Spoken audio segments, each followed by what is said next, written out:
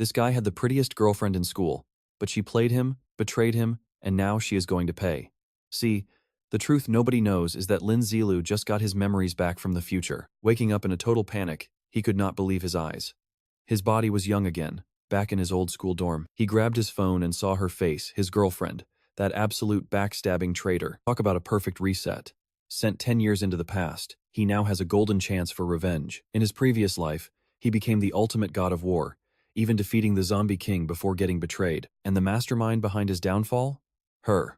His own girlfriend, who never actually cared. She betrayed him in every single way possible. Yao Jinghan was the prettiest girl in school, and he was so happy dating her. Little did he know, she was hired by the young master of the Li family to seduce him before the apocalypse. Their plan was simple: use him to build their empire, then crush him. As one of the 3 great families on the continent, their power was massive. Lin Zilu barely managed to escape back then, though he was horribly disfigured. He ended up spending the next 10 years constantly running from their deadly assassins. He was easily strong enough to fight back, but his traitorous ex was always heavily protected by them. But now he is back, the apocalypse is still hours away, and they are not even dating yet.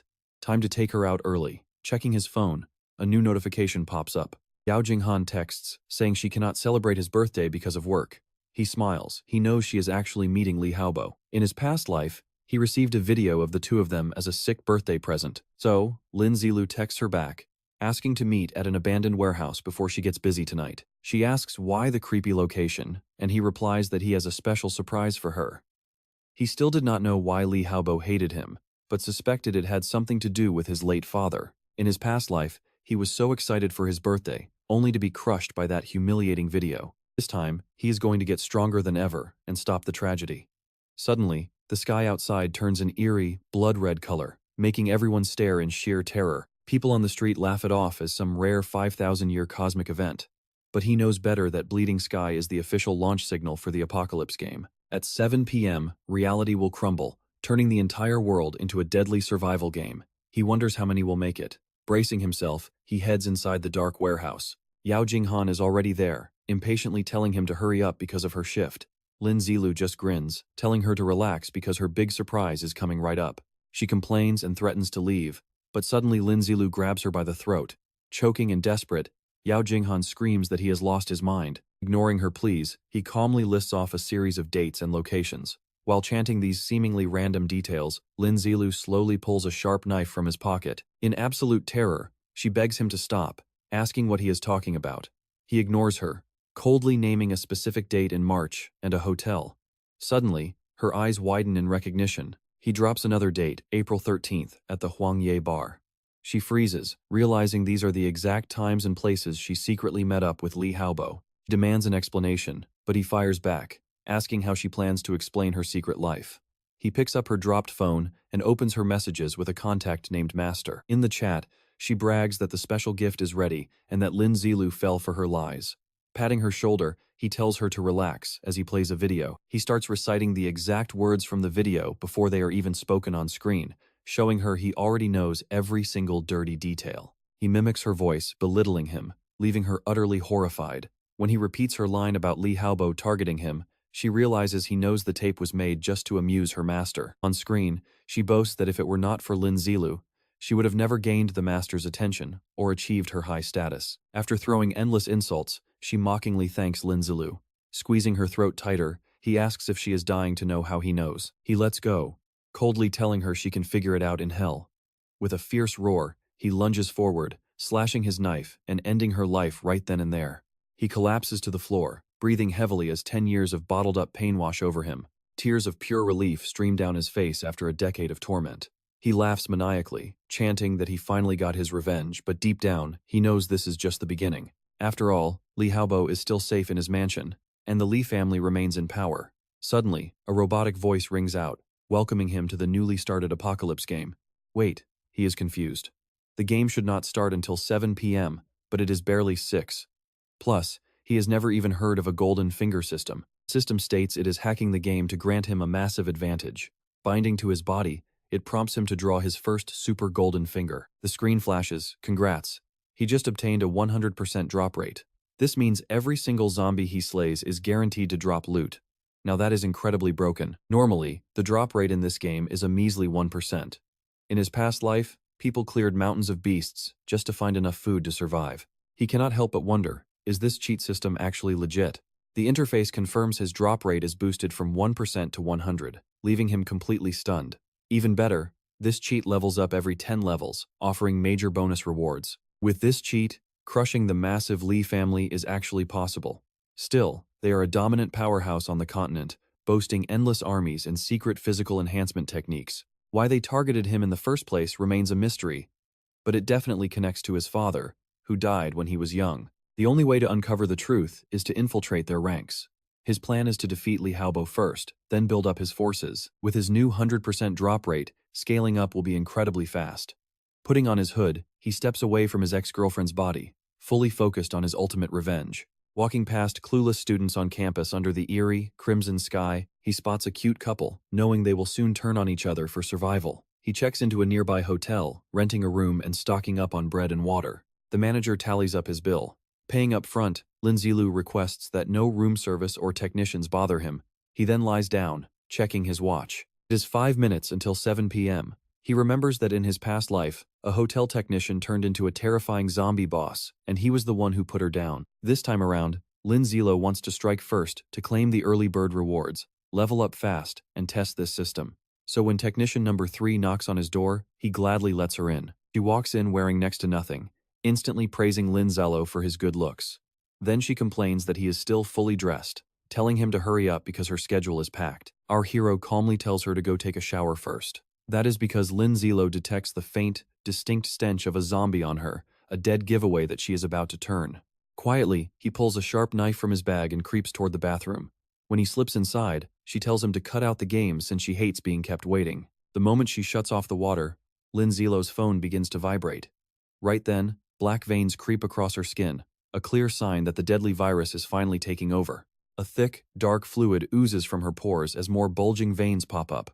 She screams in agonizing pain while Lin Zilu steps closer, gripping his knife tightly. Within seconds, she completely transforms into a bloodthirsty monster and lunges. Lin Zilu does not waste a single heartbeat. He sweeps her off her feet and finishes her off with ease. Right on cue, the system announces that the apocalypse game has officially begun and cannot be paused. It also notes that these zombies have incredibly sharp hearing but terrible eyesight, only tracking movement. The brutal end times are here. While the unlucky masses have already turned into mindless monsters, only 20% of the population managed to survive the initial wave. The system cheerfully invites him to enjoy this thrilling ride, coldly reminding him that there are absolutely no second chances if he dies. To enhance the overall experience, the system lays out the ground rules. Slaying zombies or mutated beasts boosts his level and grants new physical stats. It also explains that overall experience scales with level, and item drops depend entirely on player luck. Gear ranges from trash tier all the way to mythological, but the system sassily refuses to explain the high-tier stuff, telling Lin Zilu he does not need to know about things he will never reach. On top of that, hidden opportunities are scattered across the globe, meaning he will need to keep his eyes peeled. Oh, and modern weapons, cars, and phones are now completely useless. Talk about a rough start. One scratch from a zombie means game over unless he drinks monster blood to stop the infection. Even worse, zombies grow stronger and evolve when night falls, so Lin Zilu will have to find a safe place to hide. If he survives the 7 days of newbie protection, the system promises to reveal advanced zombie types. For now, the best strategy is to farm as many of these weak, low-level monsters as possible. The system warns him not to complain later, since it gave him a fair heads up, wishes him luck, and prompts him to input his character name.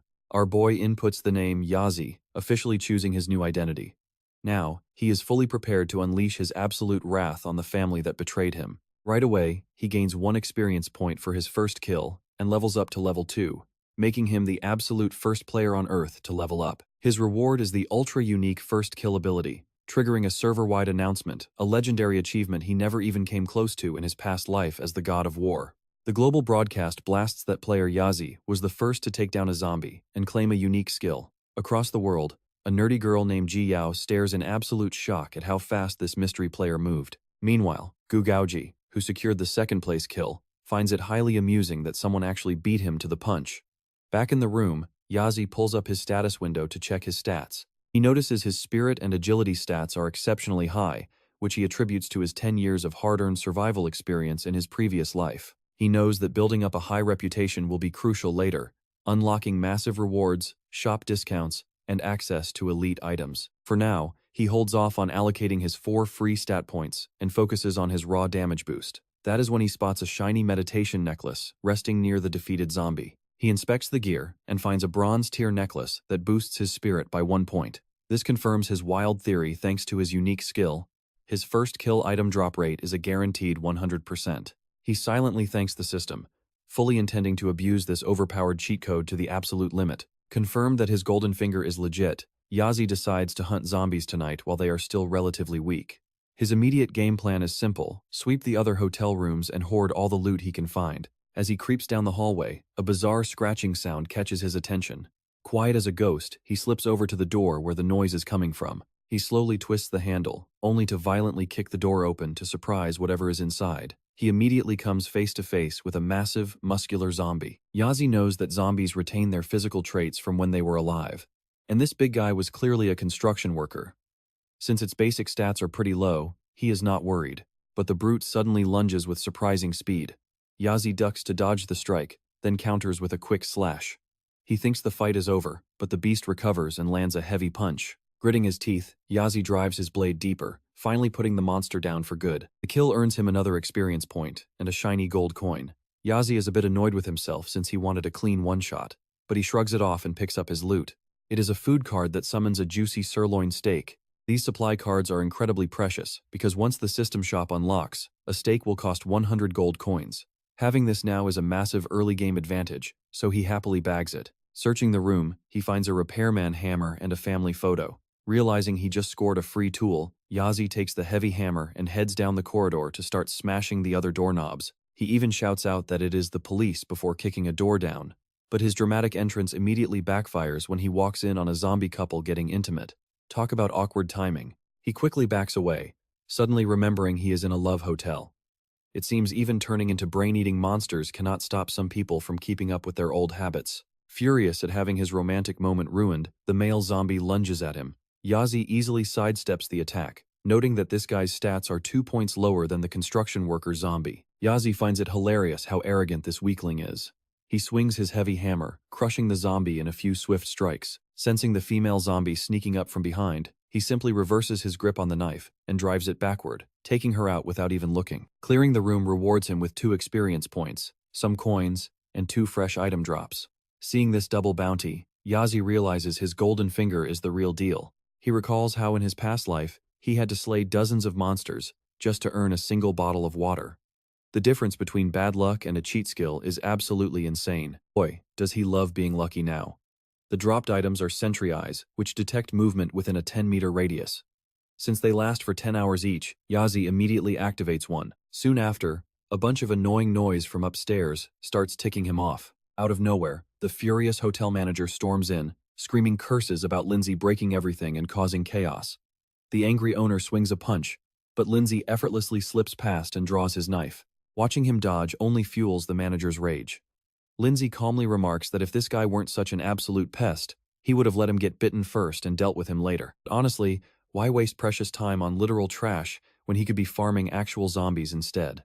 So, with brutal coldness, Lindsay Luo deletes the guy right then and there. In this brutal new world, might makes right, and clearly, this angry motel owner's hands just weren't strong enough to back up his mouth. Next, he starts knocking on doors down the hallway, using ridiculous room service excuses like offering to unclog the drain. He moves room by room, pretending he's just here to make the beds, but when one room stays dead silent, he knows a monster's hiding inside. Without wasting a single breath, he delivers a heavy kick and smashes right through the door. Knife ready, he steps inside and spots a massive creature with grotesque blisters lining its back. Despite its bulky size, the beast moves remarkably fast, forcing him to dodge instantly. Leveraging his evasion, Lindsay Luo drops low and fires off a sharp kick. With the creature completely dazed, he drives his blade deep, putting it down without breaking a sweat.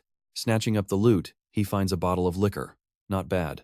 From there, he systematically sweeps the remaining rooms, picking up every useful scrap of items scattered along the way. Satisfied with this solid run, he decides it's finally time to settle down and rest for the night. Stripping down, Yazi gets ready to crash. But a system alert pops up. He's just 6 experience points away from level 3. Worse, as soon as he hits the sheets, He realizes with sheer panic that it's almost 8 in the morning, clock's ticking, so he rushes out to hunt down 6 more zombies in the next 20 minutes. Down at the front desk, he spots a creepy message stating that technician number 3 is ready for service. He recalls there were 3 of these monstrous women in total.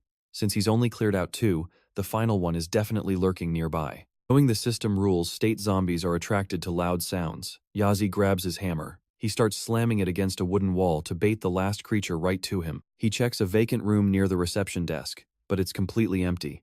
Suddenly, a scratching sound echoes from a small trapdoor in the floor. Pulling it open, he finds the creatures hiding underground. 2 disgusting zombies start climbing up, making him sneer. To end this quickly, Yazi boots them back down the steps, jumping right after to land heavily on top of them. As he crushes the female zombie under his weight, the male one lunges from behind. Showing off his insane reflexes, he spins around and drives his knife home before it can scratch him. Both monsters are easily dealt with, netting him 2 experience points and leaving him just 4 away from hitting level 3. But his dagger is completely worn out now, making him desperately hope for a weapon upgrade in the next drop. Right on cue, a brilliant glow shines from the dead monsters. He pulls a remarkably strong sword from the loot, joking that his mouth must be blessed. Along with the blade, he grabs some soft bread to pair with his meat later. This 70-centimeter bronze sword is perfect for breaking shields and boosts his strength.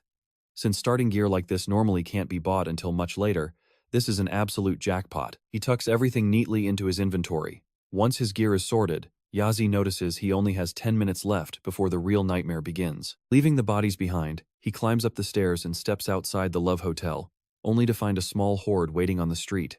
He braces for a fierce fight as 4 of them charge his way, but they immediately trip and faceplant onto the asphalt. It looks like he completely overestimated first-day zombie intelligence. He remembers his past life, where he wasted day 1 hiding in his dorm while the undead were already out there leveling up to tier 2. When they finally shuffle close, he swings his new sword, wiping them out instantly for 4 experience points and 4 gold. Just like that, he hits level 3 and gains a free attribute point. He needs 30 points for the next level and is feeling pretty drained. But his break is cut short when a faster, smarter zombie comes sprinting right at him. Still, Yazi puts it down effortlessly. When he opens the dropped loot box, he is stunned to find a rare skill book this early in his second run. Suddenly, the clock strikes 8 and a loud siren begins to blare. Right then, a shadow blurs toward him in a lightning-fast ambush, but his quick instincts help him dodge just in time. This new enemy is a beast, boasting 10 spirit, 15 strength and agility, and 16 constitution. Yazi knows that once night falls, zombie stats skyrocket, making combat a living nightmare. To make things worse, its power is going to max out in just 1 minute. He has to kill this thing now, before it becomes entirely unstoppable. Charging forward, Yazi aims a heavy slash at the monster's neck, but the blade gets stuck, failing to cut the tough hide. With his hands shaking, he watches the zombie stand completely still, trapping his weapon. Seeing the danger, Yazi leaps back, pulls a hammer from his inventory, and throws it with a loud shout, desperate to crush this thing. The hammer slams right into the creature's face, giving Yazi just enough time to yank his sword free. But the strike only infuriates the beast, sending it sprinting straight back at him. He backs away to keep his distance, dodging the monster's heavy swings until he spots an opening. Lunging forward, he lands a solid slash that finally knocks the zombie flat on the ground. Soon, he mows down several other zombies, noting with dread that all of their stats have reached their absolute peak. He knows that without his past life experience and split-second timing, he would have been toast. As he gathers the dropped loot boxes, he notes the time is 8, and zombie stats have spiked by 50%. That clash was way too loud, and Yazi needs to stay quiet to avoid pulling in the rest of the neighborhood. Quickly, he drags the bodies away and stacks them up. Planting a special warning item called the Eye into the dirt, he creates a makeshift perimeter alarm. Now, if any zombie wanders too close, the system will instantly alert him. Sometime later, he washes off the grime in a relaxing shower before sitting down to open up his hard-earned loot boxes. He pulls out a ring of the night, some fresh water, and 2 more warning eyes, utterly confused as to why such valuable past-life gear is dropping so easily now. The bronze ring provides great night camouflage, boosts agility, and conceals his presence. Next, he cracks open the skill book to learn something fresh, unlocking his very first active ability in this apocalyptic game. Better yet, there's absolutely no limit to how many skills he can master, which is insane given the incredibly low drop rates. Normally, an ordinary player only gets a random skill at level 10 and level 80. In his past life, the unluckiest survivors only ended up with 3 skills total, and usually, those skills were completely useless. Even level 60 or 70 high rankers only had basic class moves. Yaozu recalled a legend called the King of Skills who bragged about having 25. He laughed, realizing his 10 past life skills already placed him way above 99% of the entire planet. Naturally, he started begging every deity in existence, praying they would bless him with an actually useful skill he could spam in this new life. The moment he cracked the book open, boom, he scored the returning spinning slash. It lets him hurl his sword for massive damage, and like a faithful boomerang, the blade flies straight back into his hands. Yaozu was thrilled because this rare warrior skill combined ranged attacks, a homing return, and multi-hit damage. It was basically a cheat code. Sure, the cooldown was painfully long, but leveling his spirit would fix that. Riding a wave of pure luck, he mashed the learn button like a madman. Before testing his new toy, Yaozu's stomach let out a ferocious growl. He raided his inventory, pulling out enough random ingredients to whip up a gourmet feast that looked like it came from a 5-star restaurant. Once he stuffed his face, he cleaned up and chucked the leftovers in the trash. If he wanted real revenge, he could not repeat his old mistakes. No more playing nice. So, he grabbed a pen and paper to scribble down some game-changing info. He mapped out warrior stats like fixed strength and defense, alongside scaling attributes. Meanwhile, lucky mages got free stats for spirit and speed every single level, plus 2 bonus points to spend however they liked. Only 1% of players ever unlock hidden classes, but since he was a special snowflake in his past life, he figured getting another would be a breeze. These top-tier hidden classes are built purely for elites. Sure, the unlock quests are basically suicide missions, but the ultimate rewards are absolutely mind-blowing. He fondly remembered his old class, the Phantom Assassin, which boasted insane agility and devastating single-target burst damage. That Phantom build was the only reason he survived 10 years of running from the Lee family.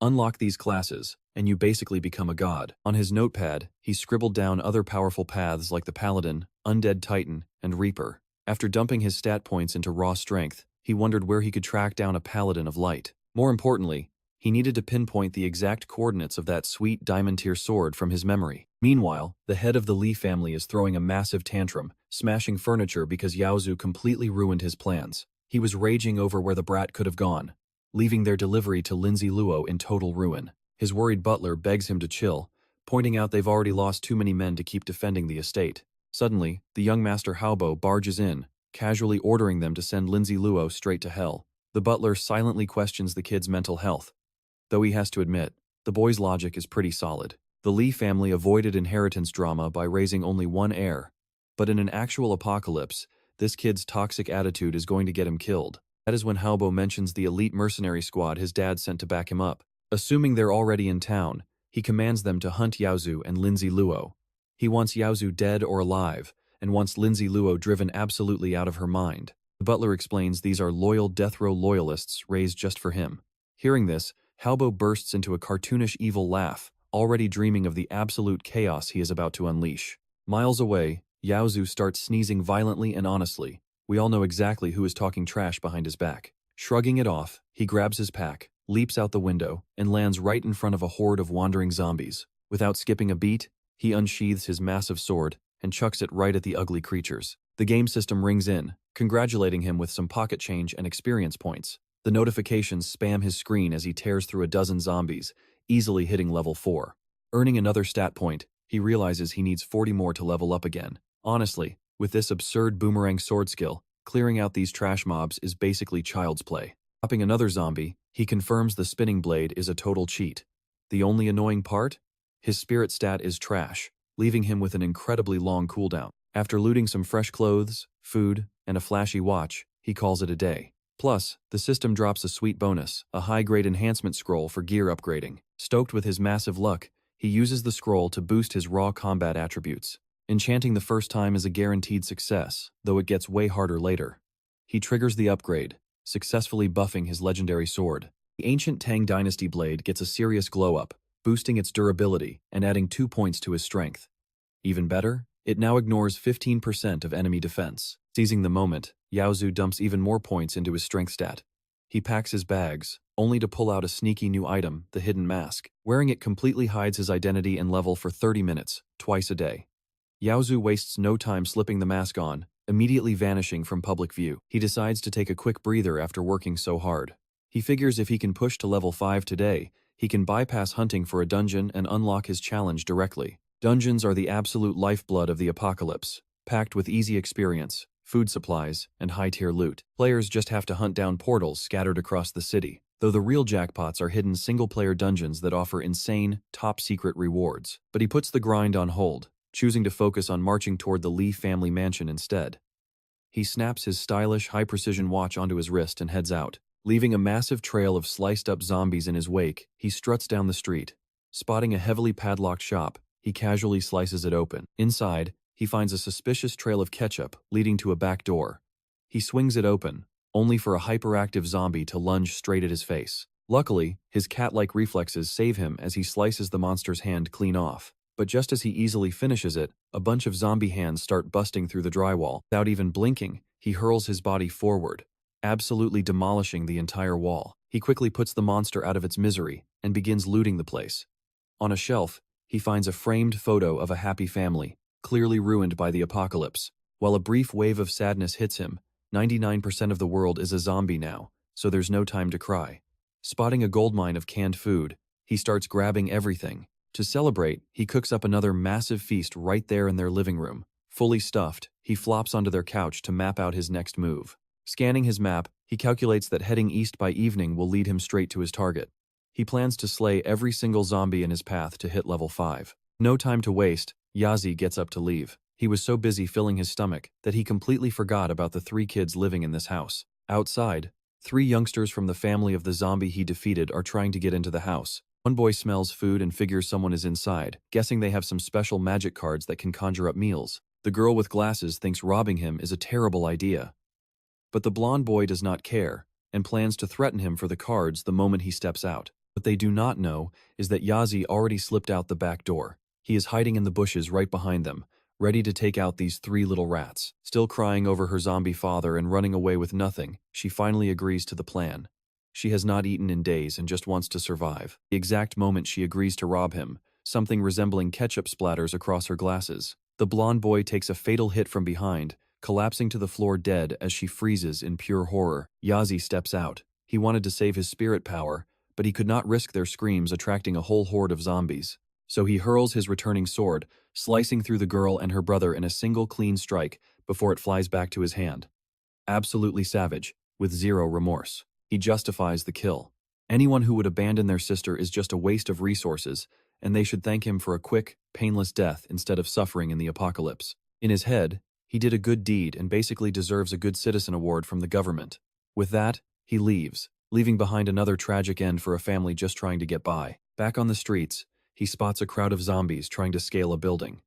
Inside, a woman watches them climb with awe while someone else desperately tries to block the doors. Looking down, they spot a masked man with a sword absolutely obliterating the monsters. But they notice his name and level are completely hidden. The woman wants to call out to the masked guy to save them, but her friend says it is a terrible idea.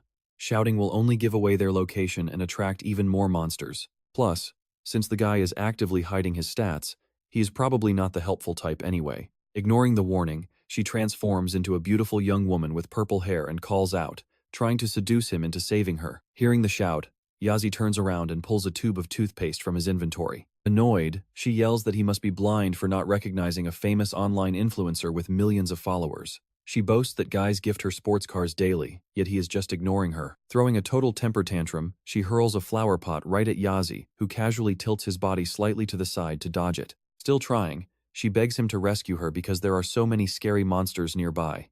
She even hints at offering a little physical reward if he saves her, assuming he is just playing hard to get. In response, Yazi pulls out a chunk of virus-infected raw meat, a perfect bait that drives zombies completely wild, and tosses it straight into her apartment. Talk about an absolute reality check. She screams that she does not want food, but a door bursts open behind her, and a dozen zombies flood the room.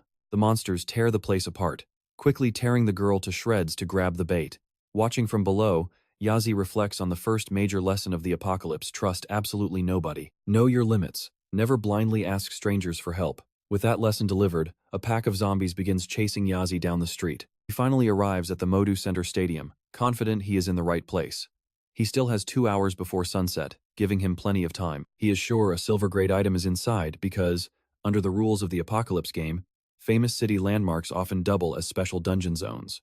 These zones spawn wild chests anyone can open, but they are always guarded by a boss. Defeating the Guardian unlocks the chest, and a silver chest guarantees a silver tier item. The moment he steps inside, the system triggers a quest called 1 against 100. The goal is simple: prove your strength by slaying 100 zombies of any level to earn a random piece of bronze gear from the Golden Finger system. Seeing that most of the zombies here are probably level 2, he hesitates on whether to accept. The stadium is huge, and his plan was to just sneak past the zombies, grab the chest, and get out. But with this new quest, he worries about a penalty for declining or failing. The system tells him to choose carefully, reminding him that the Golden Finger is just there to give a better gaming experience. To his major relief, there are actually 0 penalties for skipping or failing it. In fact, he would even get a consolation prize of 100 gold coins. Yazi smiles, realizing he has absolutely nothing to lose either way. Remembering his past life, he knows the silver chest is kept in the 3rd floor storage room. Armed with a plan, he decides to slip through the side door and clear a path to the emergency stairs. From there, he will fight his way to the 2nd floor infirmary, aiming to slip inside right as night falls around 8 p.m. He plans to sleep in the infirmary beds overnight and continue clearing the area tomorrow, aiming to reach the 3rd floor by noon. Once he loots the chest, he will just jump off the building for a quick getaway. Sticking to the plan, he breaks the lock to the basketball court. Inside, he spots a zombie athlete and grins at the solid start, charging forward to slice him down with his sword. Next, he whips out his hammer featuring a rabbit design and crushes the monster's face with everything he's got.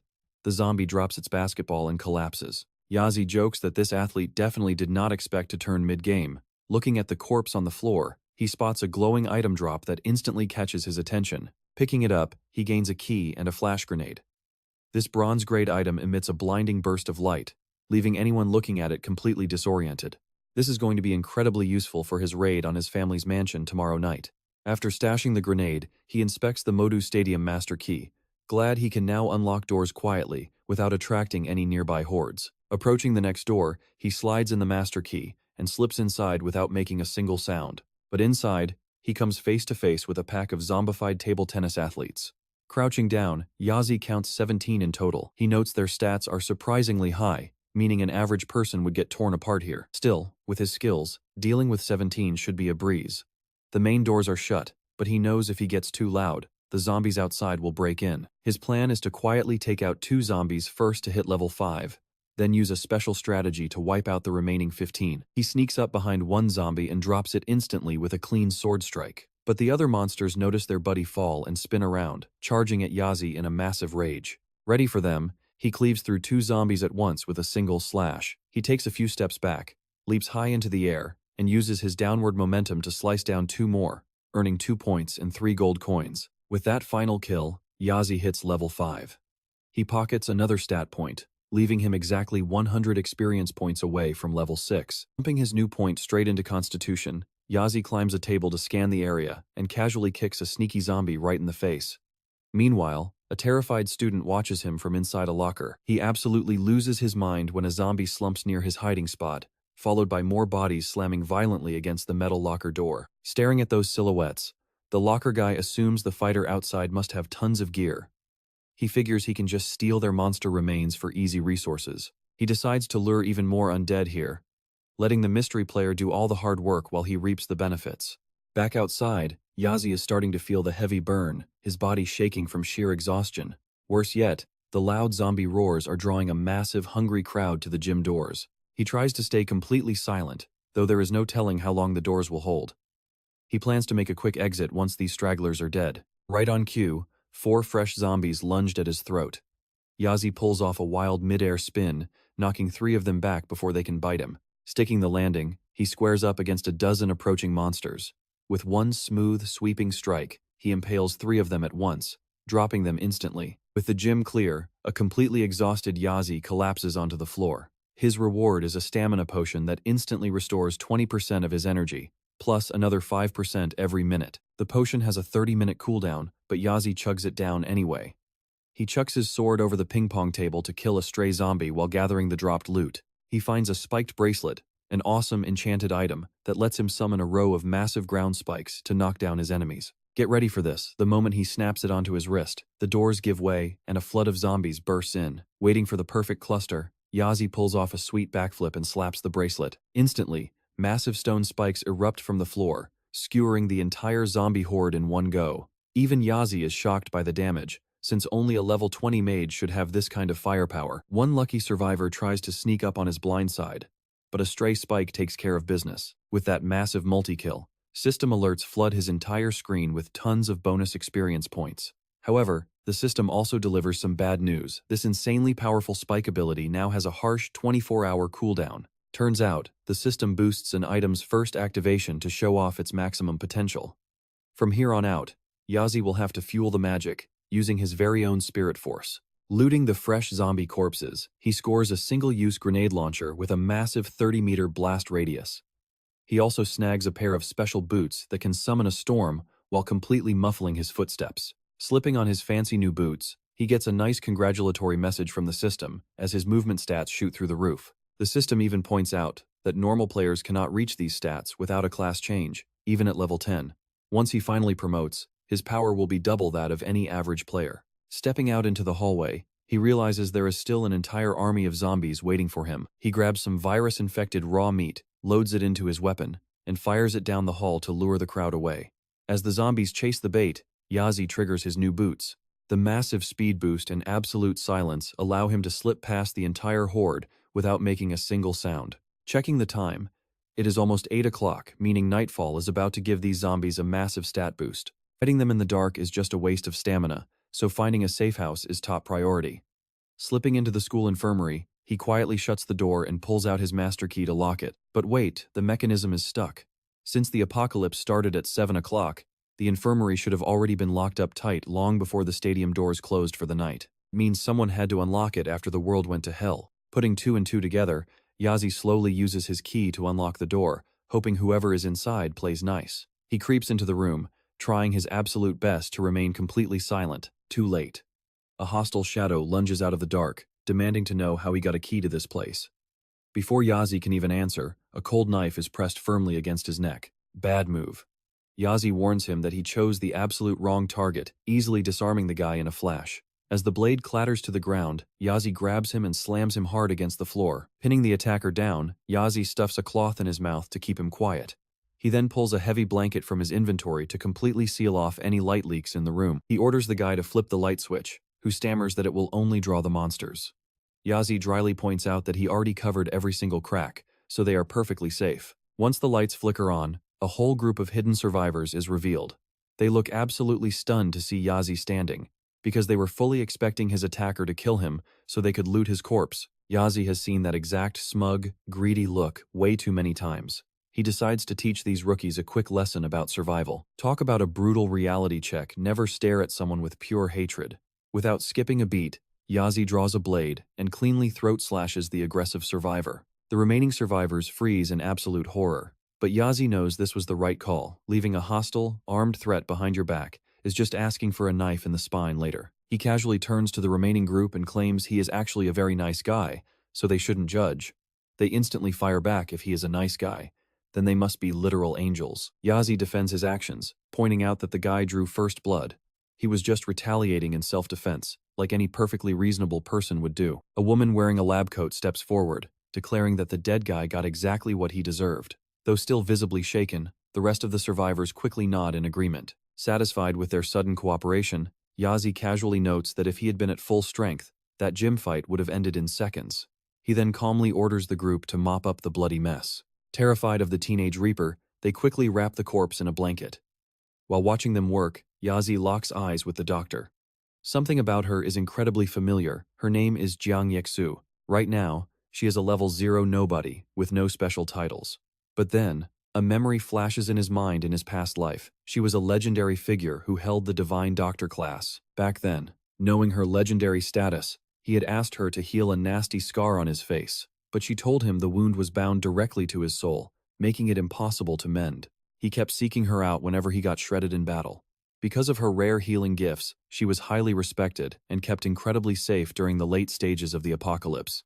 And yet, healers were always treated as tools living under constant threat because they could not defend themselves. He remembers how fragile she used to look, comparing it to the calm woman standing before him now. It is funny how fate works, running into a familiar face on only day 2 of the apocalypse. And in this timeline, she is a nurse, a doctor, and somehow also a skilled mechanic. Suddenly, a loud crack on the door startles the survivors, making everyone tremble in sheer terror. Meanwhile, Yazi calmly checks his watch. It is exactly 8:30. He swiftly pulls some food cards from his inventory, stuffing his face without a single care. The hungry civilians stare at Yazi with pure envy, their stomachs rumbling loudly. Desperate, the doctor asks where that food came from, and if they can get a bite. Yazi grins, knowing they just walked right into his trap, sure, but they have to do him a quick favor first. While the girl wonders what on earth he wants, Yazi reveals a list of medicines. Since she is a trained nurse, this is her department. She has to hunt down every single item. The nurse finds it pretty weird that he only wants medicine, but she takes the list and gets ready to search. Yazi warns the four of them to work hard all night, because he is leaving at 6 in the morning. He drops them a few food cards before hitting the sack, promising even more tasty rewards if they actually deliver. He deploys his escort eye to guard the room, then checks his system. He is just 22 experience points away from level 6, and his 1 against hundreds quest is progressing nicely. Waking up refreshed, Yazi heads over to the infusion clinic, finding the survivors looking like absolute zombies themselves after working non-stop. He praises their efforts and hands over enough food cards to last them a whole day. The nurse is completely shocked. She honestly expected him to just end them and steal their stuff. She had actually planned a whole escape route. Seeing him keep his word makes her realize he might not be the total monster she thought he was. Yazi grabs his freshly gathered meds, but when the nurse asks how to even activate the cards, he freezes. Right, he totally forgot this brutal game has 0 tutorials. He remembers it took him several painful days to figure out his own inventory in his past life, so he decides to help Zhang Jiexue. Telling her to watch closely, he demonstrates how a simple tap makes real food materialize out of thin air. The nurse quickly thanks him, and soon the whole group is happily feasting on their hard-earned meals. Yazi wants to look out for her, since she was a major help to him in his previous timeline. He warns them to leave by noon, figuring he already cleared out the stadium outside. But Zhang Jiexue panics, warning him that some monsters are still lingering nearby. Yazi just tells her to focus on staying alive, then walks out. The second he steps out, a massive swarm of zombies welcomes him. Naturally, he unsheathes his blade, charges right in, and slices the first one, earning a random fishing rod. He catches the falling corpse quietly before it thuds against the floor, keeping things perfectly stealthy. Then, Yazi begins slicing through the rest of the horde with lightning-fast, surgical precision. He cuts his way to the other side of the arena, kicks open a door, and wait, are those actually pantsless zombies? He quickly realizes he just barged into the restroom, which explains the lack of trousers. Offended by this massive invasion of privacy, one angry zombie lunges forward to bite him, but the poor guy trips over his own ankles because of those dropped pants. Yazi cannot even take this fight seriously. He effortlessly dodges with a flashy flip, pinning the clumsy threat to the floor. Looking around, Yazi realizes the survival rate in this stadium must have been brutally low. Most folks visiting a stadium are in top physical shape, making their zombie forms way faster and stronger. He hears growls coming from the ladies' room too, confirming that nobody made it out alive. Even during the literal apocalypse, the man still has manners. Walking into the ladies' room is where he draws the line. Squeezing his eyes shut, he pushes the door open to find it mostly empty except for some very suspicious noises coming from a stall. He swings it open, only to catch 2 zombies mid-action. Angry at the interruption, the couple lunges at him, but they hilariously slip on the wet floor and fall. Yazi finishes them off with one quick, merciful sweep. Defeating these level 2 zombies earns him 4 experience points and 5 gold coins. He immediately starts digging through their pockets, searching for loot. Yep, even as mindless monsters, they kept all their bad habits from when they were still human. Looking closely at their heights, a realization hits him. These two are the legendary zombie couple from his past life, famous for their insane battle synergy and being practically inseparable in the arena. When fighting together, their combined power was second only to the zombie emperor, capable of holding off a literal war god. Talk about bad luck getting wiped out on day 3 before they could even grow. At least they dropped a rare fusion stone for his troubles.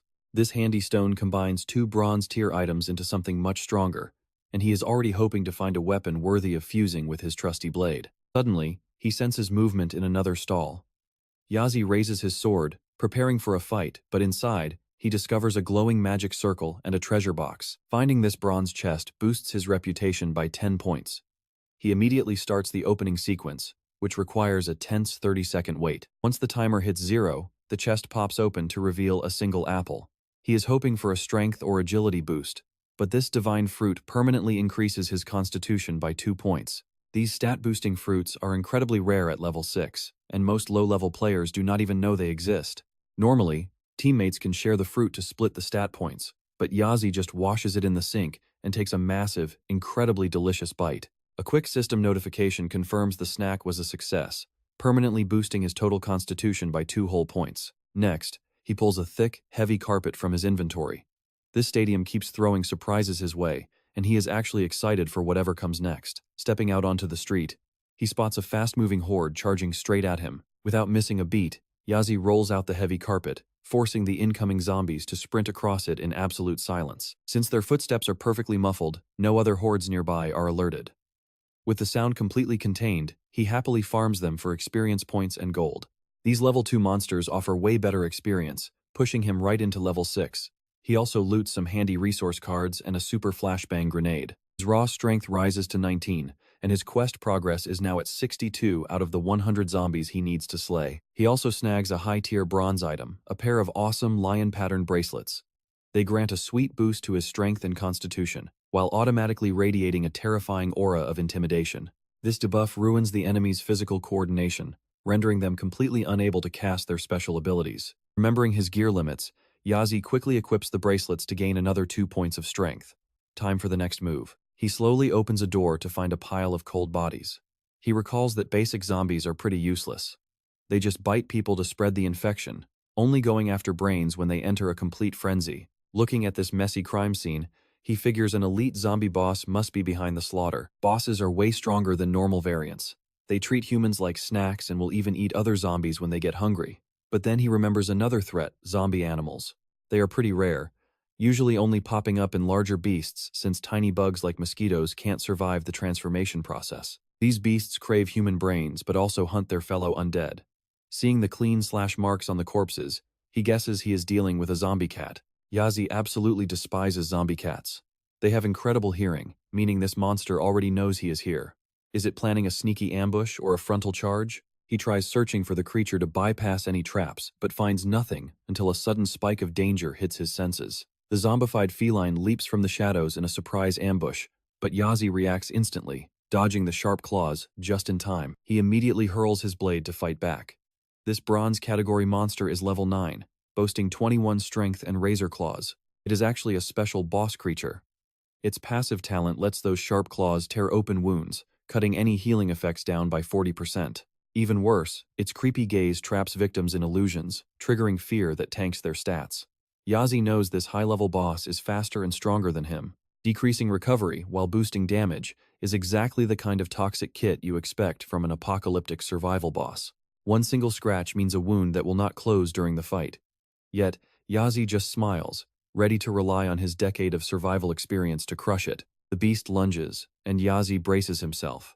Right on cue, the game system alerts him that a rare bronze-grade monster has appeared with a quest to slay it. Apparently, this used to be a harmless stray living in the stadium, happily eating food brought by animal lovers before the world went to hell. Once the virus hit, it turned into a savage monster, turning those same helpful humans into shredded cat food. The default quest gives 8 hours to kill it for 100 reputation, 200 gold, and an item.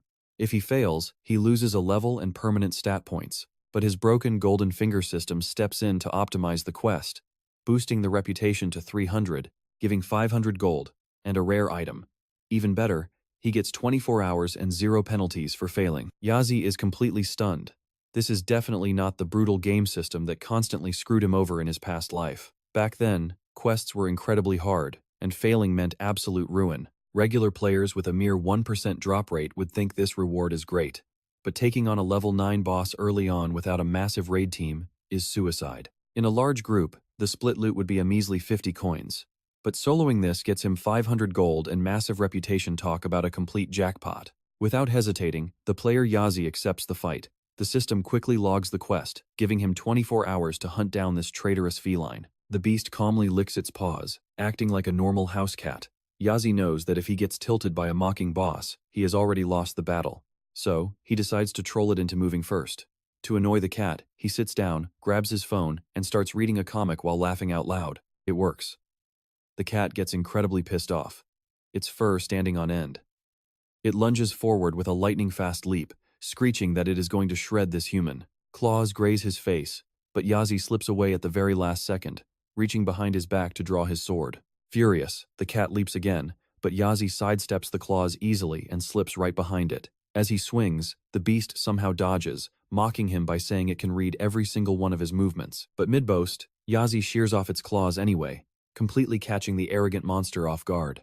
Screaming in pain, the beast yells that this is unforgivable. Yazi just laughs at the newly clawless kitten and dares it to try again, triggering the cat to unleash its special skill, the terrifying gaze. Instantly, the eye ability drags him into an illusion, showing a giant, demonic version of the cat surrounded by weeping souls.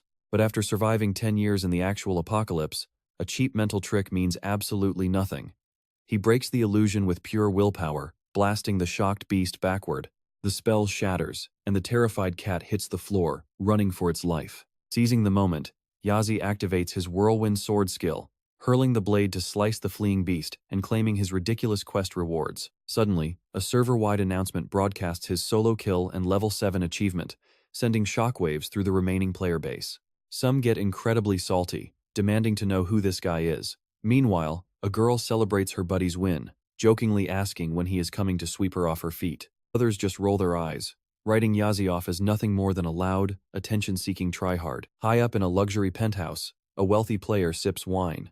He recognizes the name Yazi from ancient myths, immediately realizing this guy is a heavy hitter. If they can somehow recruit a beast like Yazi, their guild's power will easily skyrocket to the top. Back at the scene, Yazi sighs, knowing his newfound fame means he will have to lay low.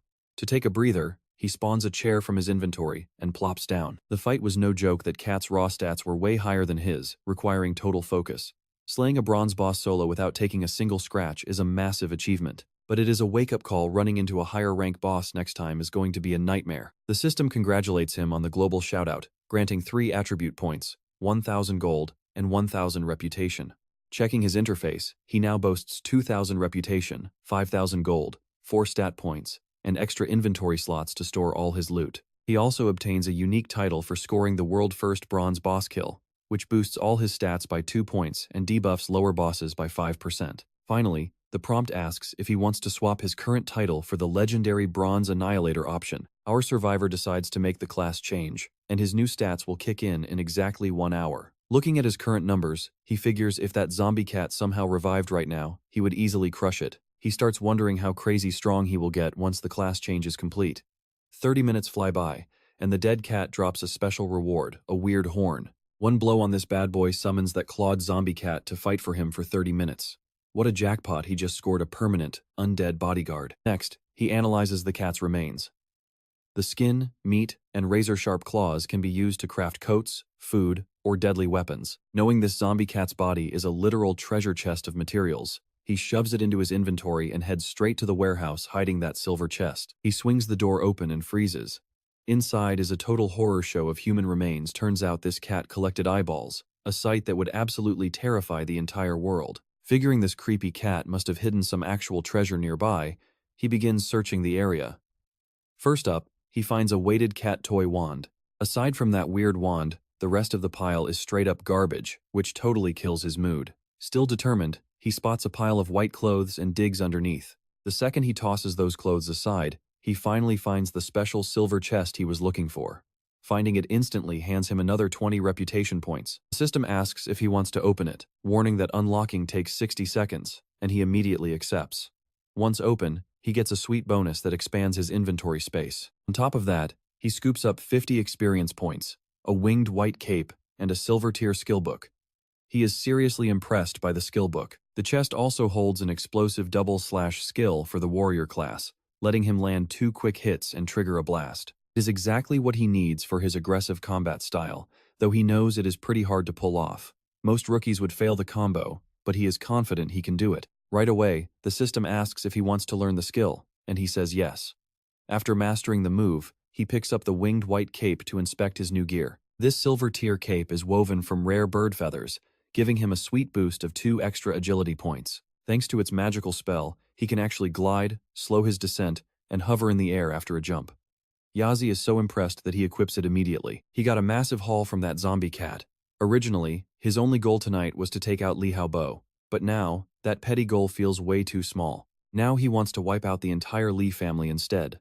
To prepare, He just has to complete that insane 1 versus 100 mission from his cheat system. To start the chaos, he walks up to a door and knocks, attracting all nearby zombies.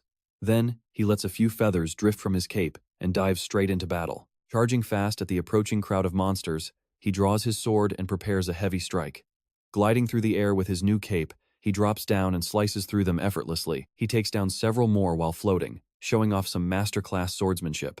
Floating directly above one big zombie, he decides to test his brand new explosive sword skill. He unleashes a whirlwind strike that hits the target, vaporizing the zombie instantly before triggering a spectacular, fiery explosion a second later. The damage is absolutely insane. He uses his cape to shield himself, but the blast is so powerful that it knocks him back. To keep from flying away, he quickly drives his blade into the ground and holds on tight.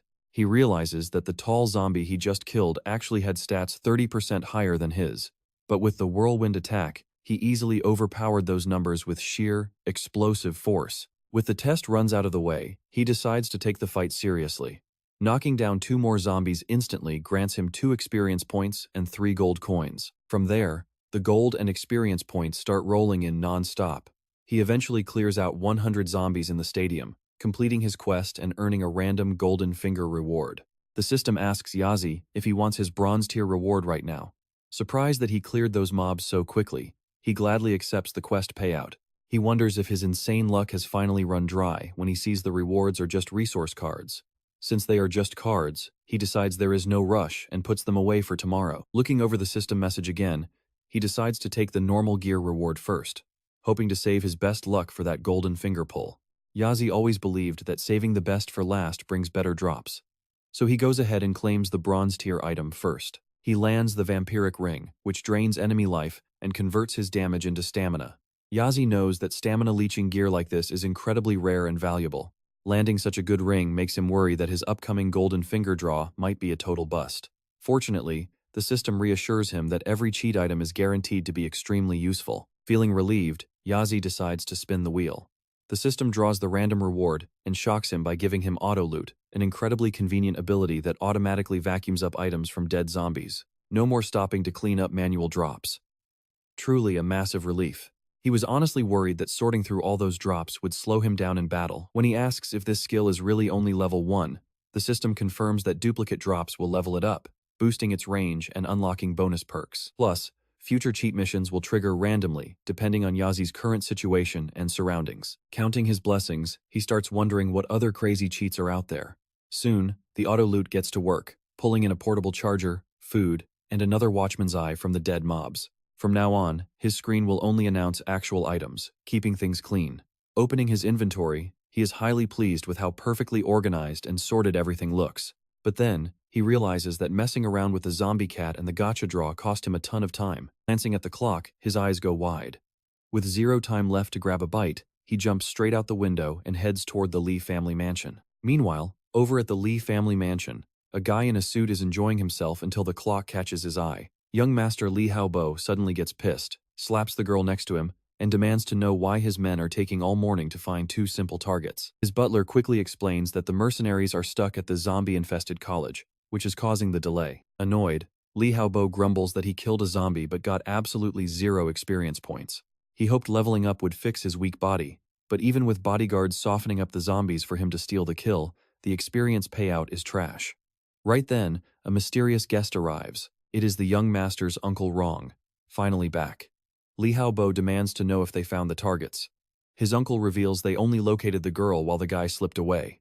Young Master Lee demands they bring the girl in, but his uncle drops a bomb she is already dead, packed right inside the suitcase he is holding. The young heir freezes in absolute shock. Rong explains how his clues led them straight to a friend of Yao, eventually uncovering the girl in a school storage locker.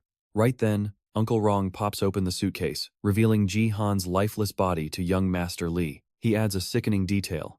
Her body was stuffed in a barrel, surrounded by men's clothes stained with what looked like ketchup. Uncle Rong says she was brutally tortured, pointing out precise cuts in vital spots. This level of extreme anatomical precision means the killer knows advanced acupuncture, tearing through muscle tissue in a way that would make even professional assassins sick. Rong is skeptical. He asks why the young master is sure this killer represents a threat to Lee Haobo. Furious, the young master immediately blames Lin Zilu for this horrific crime. But then he takes it back. That boy is just a weak orphan who could never pull off something this extreme. Besides, Lin Zilu never sent that surprise video. He had no way of knowing Yao was cheating on him. Hearing that the target is Lin Jian's son, Uncle Rong warns he might have an accomplice. To deal with an elite assassin, their current security is not going to cut it. But Li Haobo arrogantly asks if his uncle is not enough. After all, his uncle is one of the 10 legendary masters of the kingdom and commands a whole mercenary squad. The young master demands maximum security, and his uncle agrees, telling him to sleep easy tonight. Rong claims he is completely ready to die to protect the family lineage. Meanwhile, Yazi is busy taking down level 3 zombies, racking up huge rewards to hit level 8. He did not expect to reach this milestone before the 4th day. Being half a day ahead of schedule is a massive win, because keeping up this grinding speed guarantees his safety. He finally arrives outside the massive Li family mansion, ready to end Li Haobo once and for all. Dozens of heavily armed soldiers patrol the grounds, but not a single guard spots our hero hiding up in the trees. Slipping down silently, he presses a well-hidden button on the forest floor. Relying on his memories of the future, he successfully triggers the secret mechanism, and a hidden passage slowly begins to slide open. This is actually Li Haobo's escape hatch. Yazi plans to crush him right when he thinks he is safe. He recognizes this classic Li family military layout, lock down the perimeter, but keep one back door open. But seeing the small army guarding Li Haobo, Yazi wonders if he can actually pull this off. Then he realizes this army is actually the Mercenary Guild, his worst enemies from his previous life. Because of that bitter history, he knows their exact tactics. He never paid much attention to their formations back then. Still, slipping in is easy, and he is already finding gaps. Suddenly, Yazi freezes as Rongjian appears. This absolute beast was a legendary god of war, and led these mercenaries before the apocalypse. Yazi remembers that once the game launched, Rongjian hunted him relentlessly on Li Haobo's orders. When his underlings failed, Rong took charge. He cornered our hero repeatedly, becoming his ultimate nemesis in his past life. Still, Yazi managed to humiliate him back then, faking a leap off a cliff to escape his clutches multiple times. That trick completely ruined Rong's reputation, turning the Master Hunter into a total laughingstock. This is a bitter reunion of two mortal enemies who absolutely despise each other. Rong almost spots him, but Yazi moves like lightning, and thank goodness he did. He is confident he can take out Rongjian right here, removing the Li family's deadliest weapon and making his ultimate revenge mission a whole lot easier. Our hero quickly slips his mask on. By the time Rong and his mercenaries look over at his hiding spot, Yazi has already vanished into perfect camouflage. Just then, a mercenary reports that Haobo wants to see his uncle.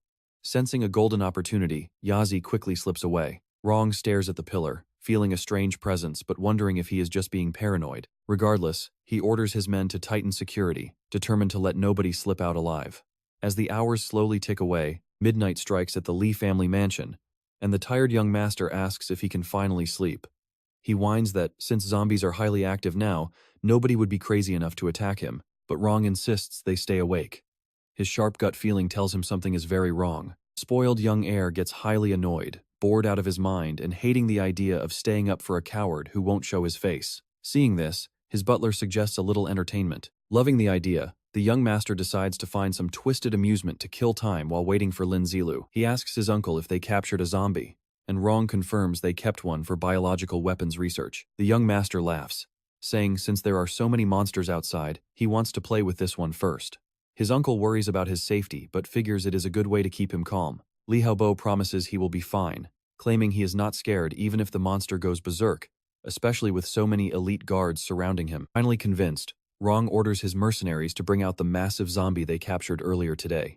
A moment later, several heavily armed guards wheel in a massive, mutated beast. It is wrapped in heavy iron chains, thrashing around furiously in a desperate bid to break loose. The young master then demands his giant iron cage be brought forward, revealing several terrified women locked inside. He rings a small golden bell. This instantly terrifies the poor captives, who know exactly what that dreadful sound means. With a sick, twisted grin, the young master slowly approaches the women, making vulgar gestures at them. He demands the key, and one of the mercenary guards quickly hands it over to him. As he unlocks the cage, other guards drag the thrashing zombie closer and rip off its metal muzzle. The young master tells his men to relax and wait for the guard who is going to unchain its feet and shove it inside. Suddenly, a brave guard speaks up, calling this game way too cruel and asking why they do not just let the women go. Noticing the master's dark, furious expression, a senior guard quickly bows an apology, begging forgiveness for this foolish new recruit. Li Haobo slowly turns to the kid, asking why a nobody is telling him what to do. The panicked senior guard keeps pleading, begging the master to show mercy and spare the boy's life. Ignoring the cries, the young master mutters that it has been a long time since anyone had the balls to question him. He asks if this brave recruit named Wang Dahu actually knows how to fight, ordering his guards to grab him. They immediately jump the newcomer, throwing heavy punches. Everyone's absolute shock. The rookie easily blocks both attackers without taking a single hit to his face. This sudden display of raw skill immediately catches Uncle Rong's eye. The guard who got blocked is completely stunned, unable to believe a mere rookie just overpowered him. Feeling utterly humiliated, he roars that the kid is dead, calling over 2 other mercenaries to help beat him down. The other mercenaries laugh, mocking their comrade nicknamed Gorilla for wasting too much energy on women, which is why a green recruit just embarrassed him. They grab the rookie, pinning his arms behind his back to lock him in place. With the young man completely defenseless, Gorilla charges forward and lands a massive punch right to his jaw. He keeps beating him relentlessly, while others beg him to stop before he kills the kid. But the order to keep him alive actually came from the young master, so they intend to obey. Since Wang Dahu wanted to act like a hero, they forced him to watch the horror unfold. The mercenaries shoved him right in front of the iron cage just as they unlocked the massive zombie's heavy chains. 3 mercenaries used heavy clubs to force the monster inside. The captive women screamed in terror as the unchained beast entered, drooling with absolute malice and ready to tear everything apart. The beast instantly pounced and tore through them. Wang Dahu could only watch in tearful despair, completely helpless. He screamed until his throat went dry, eventually falling to his knees as the guards finally pulled off his gag. Watching this pathetic display, Li Haobo barked out a cruel order. Since this weakling supposedly possessed super strength, he should go in next and fight their ultimate zombie. The mercenaries eagerly kissed up to their young master, laughing that nobody could cook up twisted entertainment quite like him. They dragged Wang Dahu toward the cage while the zombie finished off the remaining victims. The guards threw him inside, where the massive, muscular undead was already staring him down with a sickening grin. As the giant monster closed in, Wang Dahu remembered his mother's parting words, begging him to stay safe and come back home. Tears streamed down his face as he realized he might never see her again. But no, he refused to die here, not when his mother was waiting. Fueled by pure desperation, he forced himself up and delivered a stinging punch straight to the zombie's chin, catching it completely off guard. Next, Wang Dahu grabbed the monster's massive torso, trying to slam it down. Summoning every ounce of his remaining strength, he successfully hurled the giant zombie crashing into the metal bars, but suddenly, blood coughed up from his lips.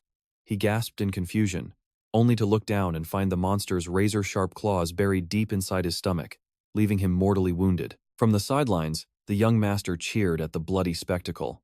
But even with a severe stomach wound, the desperate recruit refused to back down. Clutching his bleeding stomach with one hand, he used the other to land one final, desperate punch. Both he and the beast collapsed together, defeated. Bleeding on the cold floor, Wang Dahu wept, silently apologizing to his mother. Uncle Rong sighed that it was a pity, while the mercenaries laughed about how fast the kid folded. But then, the recruit's body began to warp. Black veins pulsed across his skin, his eyes flared red, and sharp fangs erupted. Amidst the chaotic distraction, Lin knew his moment had arrived. He crept up behind an isolated guard and silently took him out before anyone could notice a thing. After stripping the guard, the stolen uniform fit him perfectly. To throw off the others, he casually lied that he saw some lazy guard napping near the entrance. The sentries grumbled about how the bosses got to party while they pulled miserable guard duty. Lin played along, agreeing that the high-ups treated them like absolute garbage instead of real human beings. But wait, one of the guards frowned, realizing this supposed outie guy looked way taller than usual. Suspicion instantly began to brew. Meanwhile, Li Haobo scoffed that loose lips do not deserve to live. Back outside, as the guards grew more suspicious, Lin quietly kept putting them to sleep. However, one guard managed to fire an emergency signal into the night sky. Thinking fast, Lin hurled his knife with pinpoint accuracy, slicing the projectile down before it could warn the estate. In his past life, he spent ages hunting for the Li family's secret stockpile, but tonight he found it the hard way. With their perimeter cleared and the mansion located, Lin's grand revenge can finally begin. Right on cue, the system triggers a special vengeance quest.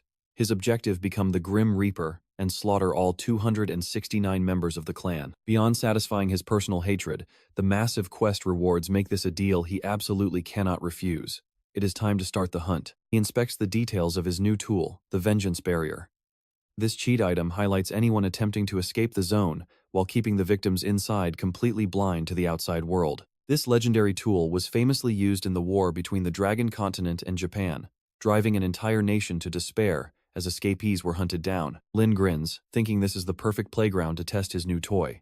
The system chimes in, wishing its host the best of luck.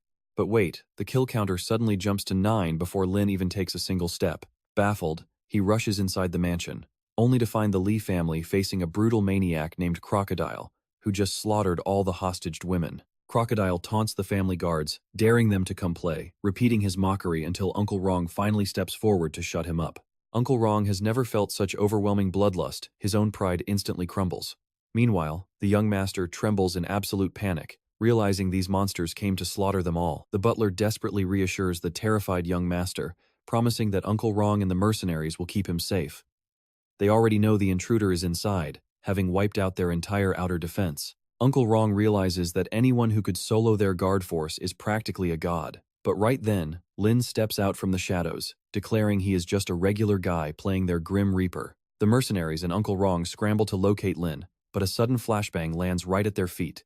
The blinding explosion throws the entire room into absolute chaos. Exploiting the blind panic, Lin strides into the room, wrapped in a suffocating, powerful aura of death. He triggers his bracelet's Thorn Strike, launching deadly projectiles that wipe out the crowd. Throwing his boomerang sword, he carves through the remaining soldiers before blinking right behind Uncle Rong to drop a second grenade. The explosive detonates into a massive fireball, but Lin calmly walks out of the smoke, completely untouched behind his terrifying mask.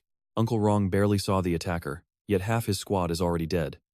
A surviving guard recognizes the thorn magic and the elite boomerang blade, warning that they are dealing with a pro. Uncle Rong demands a status report. Only 66 men remain, with 10 more wounded. Nearby, Li Haobo is in absolute shock, wondering who could possibly ruin his perfect plans. Enraged, he screams for blood, ordering them to hunt the monster down. However, the highly perceptive butler feels a cold gaze, realizing the killer is still lurking close by. Watching from the shadows, Lin is impressed by the butler's sharp instincts. He calculates his next move, confident he can wipe out the rest while they try to escort their precious young master to safety. Scanning their stats, Lin notes that both butler Zhao Qiguang and Rongjian possess bronze-tier gear. Uncle Rong barks for him to show himself, but Lin ignores the bait, knowing it is just a distraction to let Li Haobo escape. To completely ruin their escape plan, Lin pulls out the zombie cat's horn and summons his pet. He hurls a dagger to shatter the grand chandelier overhead. As falling glass and the undead cat rip through the panicked soldiers, Lin glides through the dark, carving up the mercenaries with his sword. Within seconds, only Rongjian is left standing. The butler stares at the masked intruder in absolute horror, unable to read his system stats, desperately barking at him not to get cocky. Lin mockingly scoffs at their garbage skills, noting they barely trained at all, making them completely unworthy of a real fight. Even so, he promises to show them ultimate despair. Blurring forward, a single slash decimates the remaining guards, ending with his blade resting inches from a trembling Rongjian, who drops to his knees. The masked reaper coldly promises to hunt down Li Haobo next, instantly activating the vengeance barrier to trap the fleeing young master like a rat in a cage. Rong tries to act tough, calling Lin Zilu a fake boss since his entire mercenary squad is already dead. But our hero calmly explains his favorite strategy: you always take out the minions first, just to watch the leader slowly lose the will to fight. Terrified, Rong begs to know his identity. He cannot bear dying clueless. Lin Zilu just shrugs a tragic, regretful death, is exactly what a parasite like him deserves. Ignoring his final plea, Lin Zilu drives the blade home and ends his life right there. As the blood flows, he recalls the painful day. Rong stepped on his head, calling him an orphan worm. Well, look who is the worm now. Lin Zilu actually thanks the dead body for teaching him a valuable lesson: never monologue in front of your enemies. Seeing him die in absolute agony and regret makes this sweet payback a complete success. With Rong finally out of the picture, the powerful Li family has one less heavy hitter on their payroll. Leaving a literal mountain of corpses behind, our hero quietly slips away into the shadows. Meanwhile, young master Li Haobo desperately prays no one is following him. His loyal butler promises that Rong will handle any threats, but right on cue, a guard gets smashed through the wall like a broken doll. Li Haobo instantly panics, figuring Lin Zilu must have hired a legendary hitman to take out Yao and come after him next. He cannot fathom how they found out about Yao or where the kid got the cash for such a beast. Honestly, it makes zero sense because they completely wiped out Lin Zilu's family and his father years ago. Li Haobo mumbles that if it were not for their mysterious boss, the boy would have been buried with the rest of his family. But then, a familiar voice echoes through the room, and Li Haobo freezes. Recognizing it as Lin Zilu, he gasps in shock, wondering how the kid even found this hidden place. And just like that, Our hero realizes the Lee family has been watching his every move. Oh, you just know this is going to get incredibly messy. Standing face to face, Lee Hao-bo sneers that he should have hired a killer to finish the kid off years ago. Lin Zilu ignores the threat and demands to know the truth about how they wiped out his family. The young master mockingly laughs, saying Lin Zilu is pathetic for not even knowing his own father's name. He reveals that Lin Jian was up for a major promotion, but chose to report the elder Li instead, ruining years of careful planning. Because of that betrayal, the father deserved to die. The young master sneers that if their big boss had not ordered otherwise, Lin Zilu would not have been left alive as the sole survivor. Now, he demands answers. How did a broke orphan hire such a beast? And how did he bypass all those elite guards outside? Lin Zilu simply replies that none of those questions matter because he is about to turn the entire Li family into literal ashes. The young master laughs hysterically, mocking the boy for overestimating his own pathetic solo power. Right on cue, our masked hero kicks the door wide open, flanked by his adorable, undead zombie cat sidekick. The butler immediately throws a heavy punch, but Lin Zilu effortlessly slides out of the way. To protect its beloved master, the zombie cat leaps directly at the butler's face, though the old man quickly flings the pet aside. Lin Zilu notes that his summon only has 30 minutes left. He pulls off his mask, and the entire room collectively drops their jaws when they realize the deadly assassin is actually the orphan boy himself. The young master goes completely pale seeing Lin Zilu's face. It makes zero sense. How did this kid get the power to slaughter his uncle and slip past high-level mansion guards? Lin Zilu smirked, explaining that since he is under the protection of the 7-day newbie system, none of their cheap attacks can touch him. Still, the young master remains in complete denial over how strong he got. Our hero boldly declares that he is more than enough to wipe out their entire lineage. Vowing not to let the old butler escape alive, he lunges forward, aiming to end him first. But when the strike lands, the butler manages to block it with his bare arms. Lin Zilu admits the old man has a solid build, noting that this hit would have crushed Wrong instantly, making the butler his only real threat. The butler rips off his suit, flexing an incredibly muscular and shredded physique. The protagonist slashes out with his sword, but the butler dodges and complains that he is fighting dirty. Ignoring the whining, our hero hurls his dual explosive sword, grazing the butler's shoulder with a shallow cut. Suddenly, the sword acts like a boomerang, slicing deep into the butler's arm from behind. The old man is in pure disbelief, having spent 50 years mastering martial arts only to get wrecked instantly. Before he can even process the loss, a massive explosion blows up right in his face. Seizing the chaos, Lin Zilu charges straight through the smoke, sword raised and ready to finish him. He refuses to leave any loose ends, knowing he will only find true peace once these monsters are gone. He calls the butler incredibly stubborn for thinking a post-apocalyptic survival fight is about polite martial arts moves. Standing over the body, Lin Zilu realizes raw strength isn't enough. You must adapt to the battlefield, or you will end up 6 feet under. Looking down at Li Hao-bo shivering on the floor, Lin Zilu calls him pathetic. He drives his sword deep into the guy's leg, making him shriek in absolute agony. Fed up with the fake tears, our hero gets busy. Honestly, watching him slice this guy up is strangely satisfying. Through his screams, the young master pathetically tries to threaten him with his father's wrath, but then instantly begs to be killed. Lin Zilu happily offers to grant his wish, pulling a rusty, tetanus-covered dull dagger from his inventory. He sarcastically apologizes for the blade being too dull to pierce smoothly. He explains this next strike is for his 10 years of endless torment, saying the agony Li Hao-bo feels right now is not even 1% of what he suffered. Hearing him mention 10 years makes the young master deeply confused. After all, Li Hao-bo had only targeted and tortured him for the last 3 years of their lives. Plunging the knife into his arm, Lin Zilu says that one is for himself, and the next is simply because it brings him joy. He adds another strike for his family whom he never met, and to finally avenge his father. As for the next dozen stabs, no reason. He just does it because it feels incredibly therapeutic. Next, he pulls a sinister torture tool from his inventory and clamps it onto Li Hao-bo's tongue. Lin Zilu cheerfully explains that this exact device was actually invented by the young master to butcher innocent victims. Before the guy can even beg, he violently rips out his tongue. Ignoring the muffled screams and tears, Lin Zilu continues carving him up, mockingly asking the motionless body if he is already hitting his limit. He notes that this light treatment is absolutely nothing compared to the sickening torture methods Li Hao-bo designed and enjoyed in their past lives. Giving him a few more pokes, he realizes the guy is not faking it. He clearly overestimated his mental toughness, as Li Hao-bo is completely unresponsive now. The sudden mental breakdown just proves his fragile body reached its final limit. To guarantee that Li Hao-bo is officially dead, he activates his explosive dual sword, pulling out a stylish umbrella to block the incoming splash of blood and debris. Staring out at the beautiful city night sky from the mansion balcony, the system suddenly chimes, informing him that his extreme mental shift has successfully unlocked the rare Heart of Vengeance talent. Lin Zilu is a bit confused by this new feature, so the system helpfully explains that talents and skills are totally different. While normal skills are learned from books, unique talents only unlock through his deep emotions and mental state. This Heart of Vengeance talent makes sure that every debt is paid back in full, boosting all of his base attributes by up to 20% whenever he targets an enemy. He never expected this upgrade to be so incredibly broken, since a permanent 20% stat boost is absolutely insane. His core stats only keep climbing, and with this multiplier active, he is going to become completely unstoppable. Realizing this scaling power is a massive goldmine, our guy prepares for the real grind. In the end, he manages to single-handedly slaughter all 269 members of the Li family, completing his ultimate quest. For his reward, he grabs a random item from his golden finger system alongside a bronze-class gear. The screen asks if he wants to draw it right away, so he taps the screen to lock it in. The bronze item is a magic wand. Too bad he's not a mage, making this shiny stick completely useless to him. He decides to hoard the high-tier gear to sell on the market later for a massive profit. Plus, that auto-loot feature from his golden finger is a total lifesaver.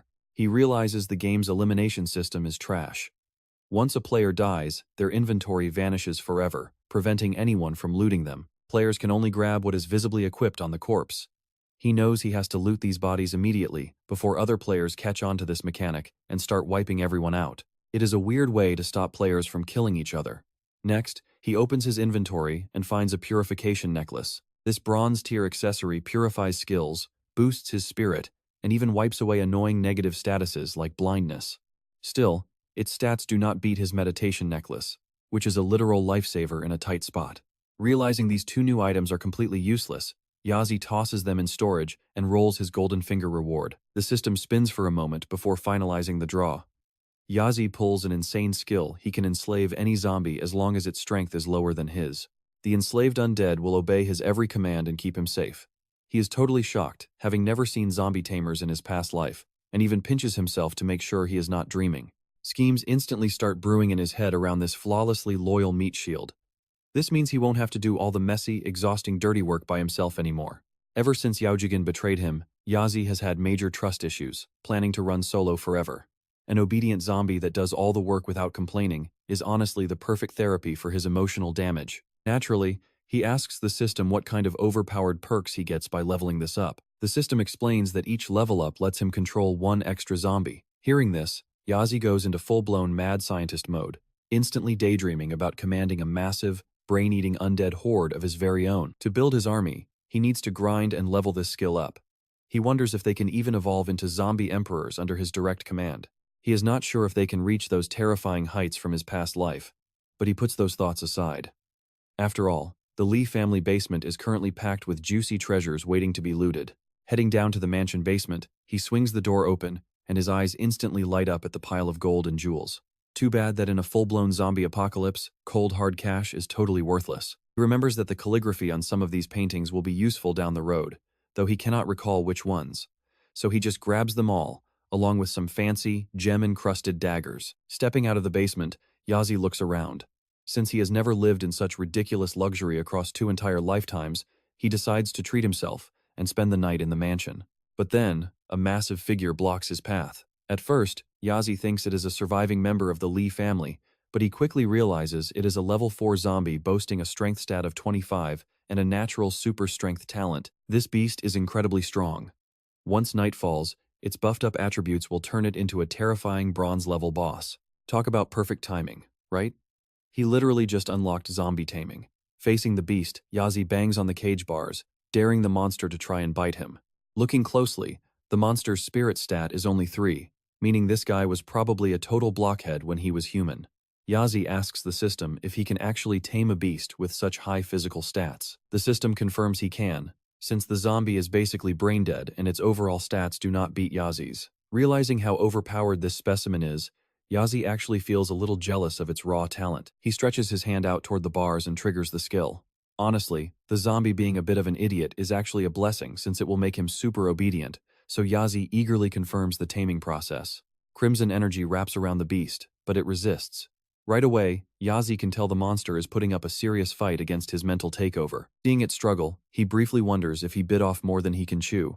But thankfully, the contract seals successfully, and now he gets to name his new oversized pet. Since the guy is massive, buff, and possesses epic strength, Yazi decides to name him Dasha. He has officially tamed his new bodyguard, who will now happily take bullets and block claws for him without hesitation. A fresh status screen pops up, listing all of Dasha's combat stats and skills.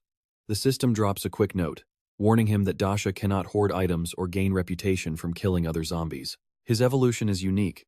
Yazi wants to see what he can do, doubting this cage can hold him anyway. Proving him right, the zombie casually bends the thick metal bars, shattering them to step out of his cage. Yazi expected him to go a bit wilder, but honestly, just having him behave is already a miracle. Next, he equips a bracelet on his new buddy to boost his constitution.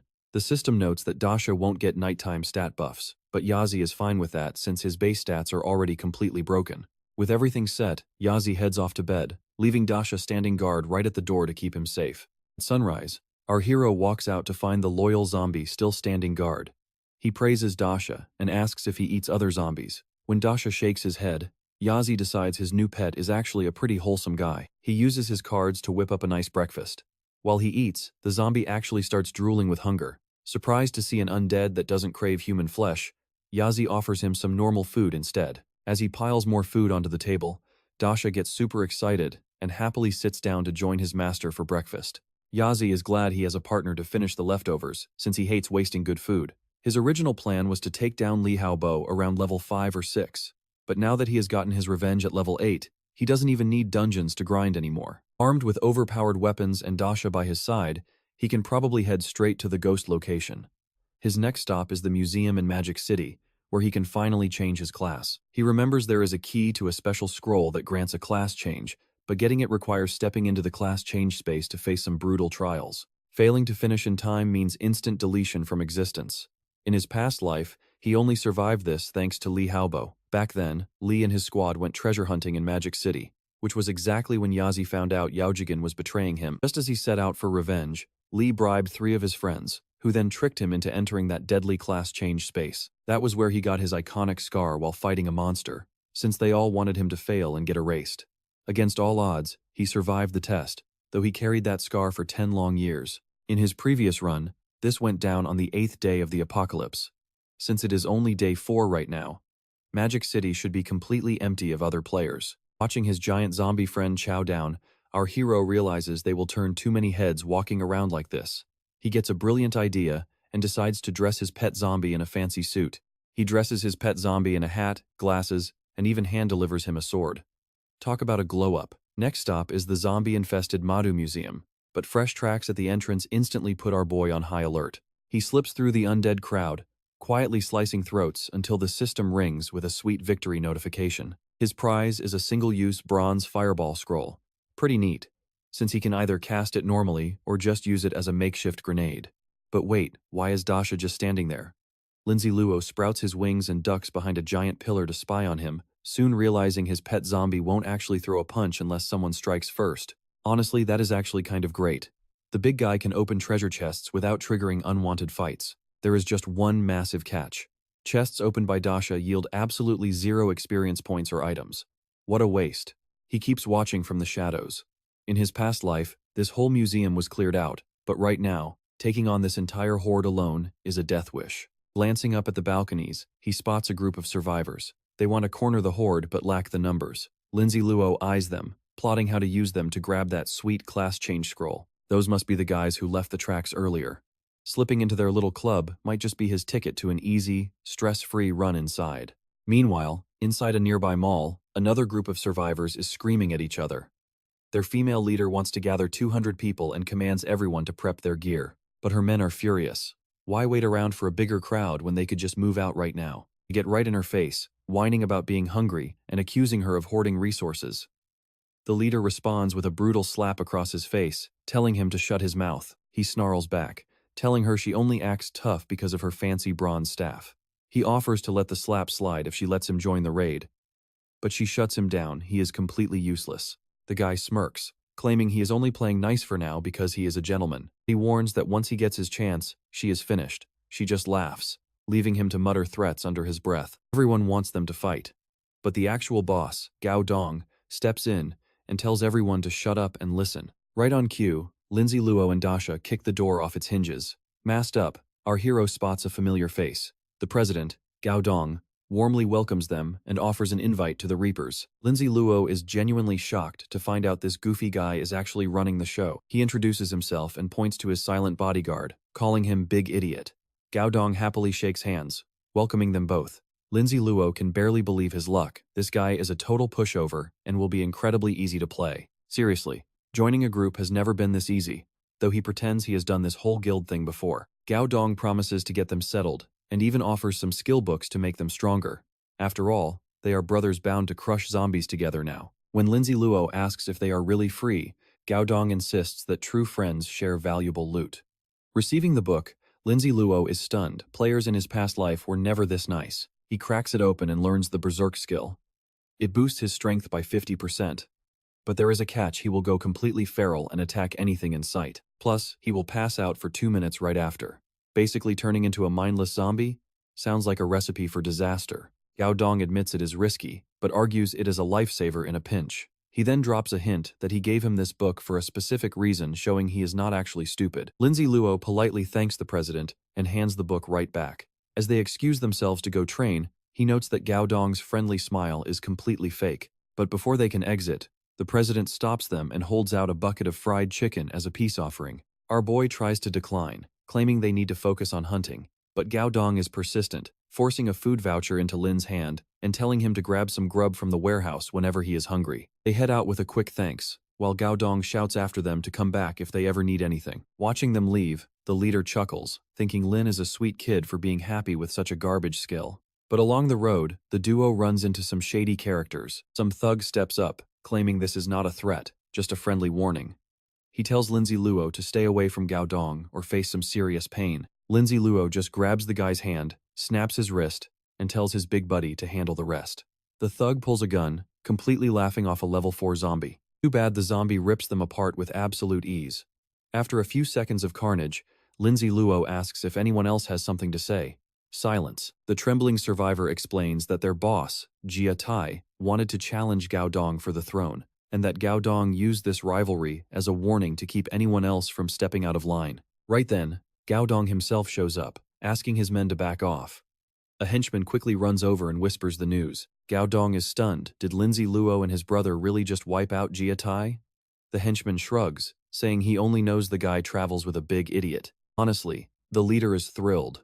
Our hero just did him a massive favor by making an example out of Tai, ensuring absolutely no one else dares challenge his presidency. With a sigh, Gao Dong tells his crew to bury the guy, give him a decent send-off, and split up his loot. Back in their private room, Lindsay Luo is chilling with his zombie. He asks the system if the big guy could ever turn on him, but the system promises that as long as things remain normal, Dasha is hardwired to protect his master. He looks at the big dummy, who is currently trying to eat a snack and failing miserably. Since Lindsay Luo has total control and can trigger Dasha's berserk state for a power boost, he hands the zombie a skill book. He commands him to study hard, aiming for level 10 to unlock that sweet class change. With a game plan set, they decide to test out the berserk skill on the dummy, while farming some regular zombies for easy experience. They head to the library, a top-tier farming spot from his past life. Inside, they find a door marked Game Store. Lindsay Luo taps the button, and a screen blinks to life. Welcoming player G. Instantly, he is pulled into a high-tech virtual lobby filled with previews of armor, weapons, and useful survival gear. Sitting on 6,000 coins, he realizes a bronze item only costs 2,000. He is eager to buy the final pieces of his armor set, but as he reaches out, a creepy hand breaches the virtual space and scares him half to death. Barely dodging a decaying zombie hand, Lin realizes the shop itself is not broken. A sneaky monster actually managed to slip inside the place. The beast lunges at him, throwing Lin completely off guard because a monster inside the game store never happened in his past life. He genuinely wonders if this zombie is getting some sort of special protection from the system. As the female zombie tries to push forward, our guy reacts instantly, slicing her throat and putting her down without breaking a sweat. He triggers the auto-collect feature, praying for some epic gear or a weapon. Instead, the system hands him a single roll of toilet paper as a resource card. Talk about a crappy drop. He spends his 6,000 coins, and the moment the deal goes through, the shop vanishes. Lin grabs his loot and heads off to check on his big idiot helper. Turns out, his zombie buddy was actually putting in work, slaying monsters to keep him safe. Even better, that auto-loot feature means he never has to worry about missing drops. Taking a quick breather, he decides to inspect the fresh loot. He scored a creepy old scarecrow that acts as a perfect decoy, absorbing any deadly blow meant for him instead. He also pockets a boxing glove that unleashes rapid punches, growing stronger and faster with every single hit. The glove operates just like those dual explosive blades, packing an extra blast that ramps up the overall damage. On top of that, he grabs a sword with crazy high stats that is easily a top-tier bronze weapon if you ignore its nasty side effects. Armed with this, he equips the glove and prepares to fuse his swords. This stone can boost an item's tier, but bad luck could ruin the gear completely. Even though his cheat system only guarantees drop rates, Lin rolls the dice anyway, fully risking a total wipeout. He hopes that by combining the sword from the ring with his horizontal blade, the brand new weapon will be absolutely devastating. The system warns him that both items will be consumed, but he hits accept anyway. The fusion takes 30 minutes, so he and his zombie buddy spend the time eating snacks. When the timer hits 0, he is left completely speechless by a silver rank demon decapitation sword. Seeing its base attack power has literally quadrupled, making head chopping a breeze, he decides to jump right back into the hunt. He and his big idiot companion head straight back to the library to grab that scroll they left behind. This time, Lin orders the zombie to unleash full power and slaughter everything. Inside, his loyal helper goes completely wild, while Lin tests his massive new sword, slicing through lines of monsters in quick succession. Activating the sword's whirlwind skill, he finally hits level 9 and pockets another precious attribute point. He is celebrating his level up until he looks over and sees Dasha growing into a red-eyed giant. Lin seriously starts to wonder if his big dummy assistant is actually part beast. He tells Dasha to sit tight while he clears out a bathroom, planning a meetup on the roof in 10 minutes. Half an hour later, they reunite up top, where a welcoming committee of zombies is waiting. Lin orders his muscle to activate berserk mode. Driven by pure, unadulterated rage, the big guy starts swelling up to a massive size. And yes, you heard that right, Lin actually lies and says these zombies stole his chicken, sending Dasha into a violent punching frenzy, while our lazy hero casually sips tea and watches the chaos. Berserk mode is no joke, as Dasha tears through zombies like wet tissue paper. With doubled stats and a dark attribute buff, his raw power is honestly terrifying to witness. After a few chaotic minutes, the rage fades, and the giant dummy shrinks right back down to his usual self. Lin is genuinely impressed by this wild skill, especially since Dasha now eats 30% faster to convert food into instant healing. Realizing his partner is a literal tank, he checks his auto-collected loot. Inside, he finds 2 strength upgrade scrolls, some potions, and a shiny new chest plate. The armor boosts his speed and defense while creating a solid shield for 3 seconds. Meanwhile, the mind potion quickly repairs any mental fatigue or damage, keeping him sharp for 4 minutes straight. He hopes that refining the blood ring will allow him to drain energy right in the middle of a fight. Gambling on the odds, he fuses 2 rings, and lucky for him, the upgrade succeeds. This grants him a level 2 absorption ring that siphons vital energy from enemies mid-combat. Testing it out immediately, he watches his stats skyrocket from the stolen power, completely satisfied with his ridiculously high attributes. Feeling satisfied, the two cut their break short and get back on the move. They step into a wasteland of total ruin, and judging by the wreckage, a boss is definitely lurking close by. Lin recalls that in his past life, this zone had already been cleared out, making him realize he is way ahead of schedule. Honestly, I can't wait to see what kind of boss shows up this time. But first, he stumbles upon the legendary Mo City shop. This discovery earns him 10 prestige points, but the system warns that hanging around for more than 30 minutes a day will trigger an insanely high holding fee. If a player refuses to pay, the system straight up deletes them. Luckily, as the very first customer, Lin scores a massive 50% discount on his first buy. Telling his big zombie buddy to guard the perimeter, he steps inside a private booth to shop. As he opens the menu, he is instantly reminded of the strict rules from his past life. Absolutely no violence is allowed, and any damage or mess will result in eye-watering repair and cleanup fees. He enters the combat tab and eyes some cool gear, a flashbang, a composite bow, a frost scroll, and strength-boosting pills. Feeling absolutely loaded, he wonders if this place even has anything unique to offer.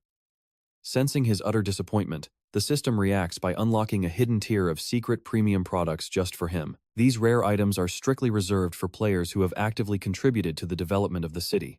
This makes him wonder what exactly he did to earn this credit. Eager to check out these top-tier treasures, he is surprised to find that the system already ranks him as an honored city contributor. The system flashes a confirmation of his VIP status. He spots an honored city crest costing 20,000 coins, a sleek guard's uniform, and a guardian's mark priced at 10,000 gold. With only 6,000 coins on hand, he is technically broke. But thanks to that massive 50% first-timer discount, he can actually afford the highly expensive guardian garments. He locks in the purchase, completely ignoring the rest of the store. The system politely thanks him for stopping by, hoping to drain his wallet again in the near future.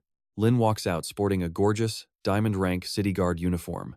It boasts incredible defense stats and a neat illusion spell that conceals all his other messy gear underneath. To make it even better, it is self-cleaning, handles extreme temperatures, and instantly wipes away stubborn stains.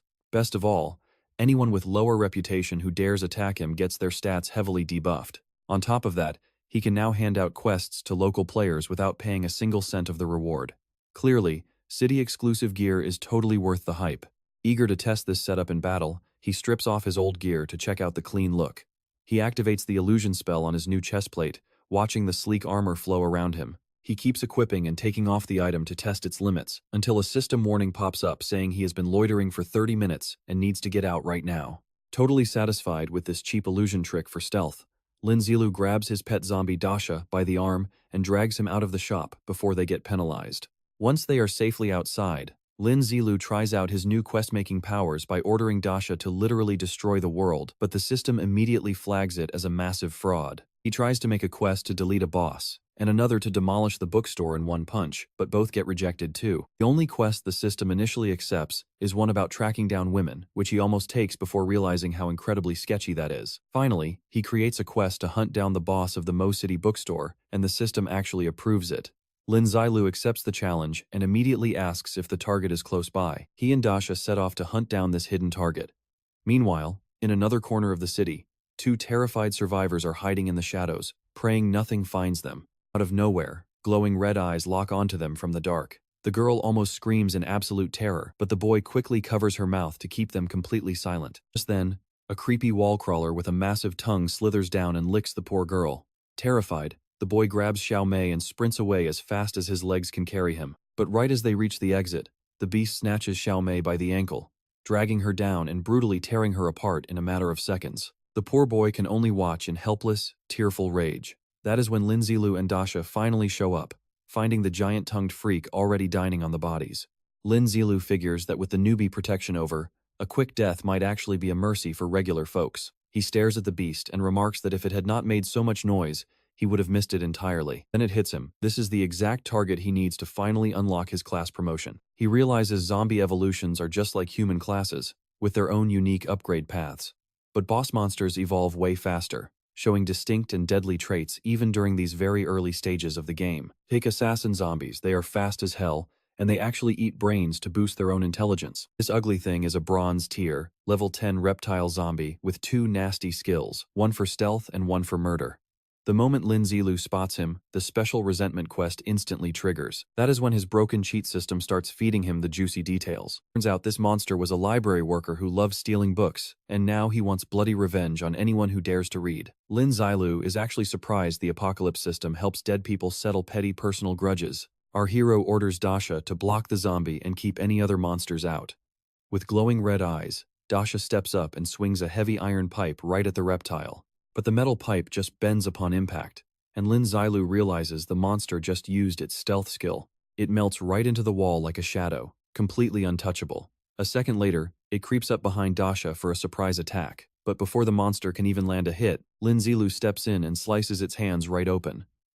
The wounded reptile starts sobbing like a baby, prompting our protagonist to laugh and call it a pathetic coward. The monster shrinks down to regenerate its arms while wailing, but Lin Zilu shows zero mercy, slicing it up repeatedly. The beast starts fleeing in tears, crying out that a maniac is trying to murder it. Grinning, Lin Zilu tells the beast he will give it a head start and begins counting to 3. But the moment he hits one, he cheats immediately, activating his wind skill and winged cape to glide straight at his prey. He speeds up, yelling that he is coming for it. Closing the distance, he unleashes a devastating slash.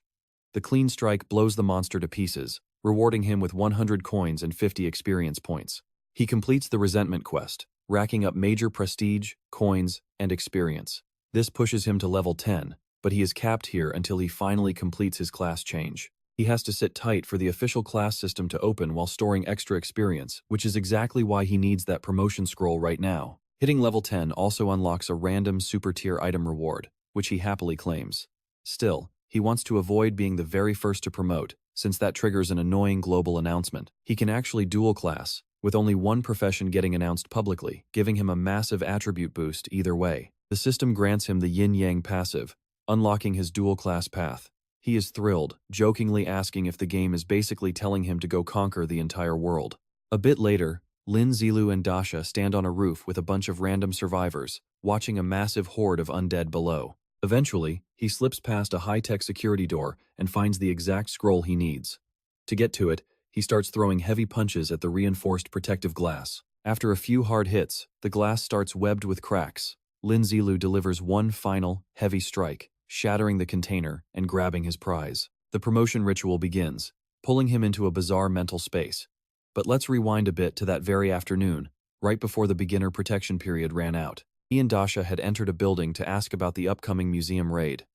The guild leader boasted that they already had 200 players locked in and ready to storm the Modu Museum. With Lin Zilu on board, the leader starts gathering the rest of his crew, confident that a successful run will secure his spot as the absolute president. The leader of the Death God Club rants to his crowd about this being their biggest battle yet, shouting that they will wipe out the museum's undead and reclaim their lost heritage. He rallies everyone to gear up, and the crowd goes wild at the mere thought of scoring some sweet bronze tier loot. Lin Zilu just sighs, watching these fools treat a real apocalypse like a cozy video game, fully aware most of them will get absolutely wiped out once the beginner shield drops. Right on cue, a dumb fight breaks out among the guild members as they start throwing punches at each other. Afterward, they head up to a roof to scout the horde.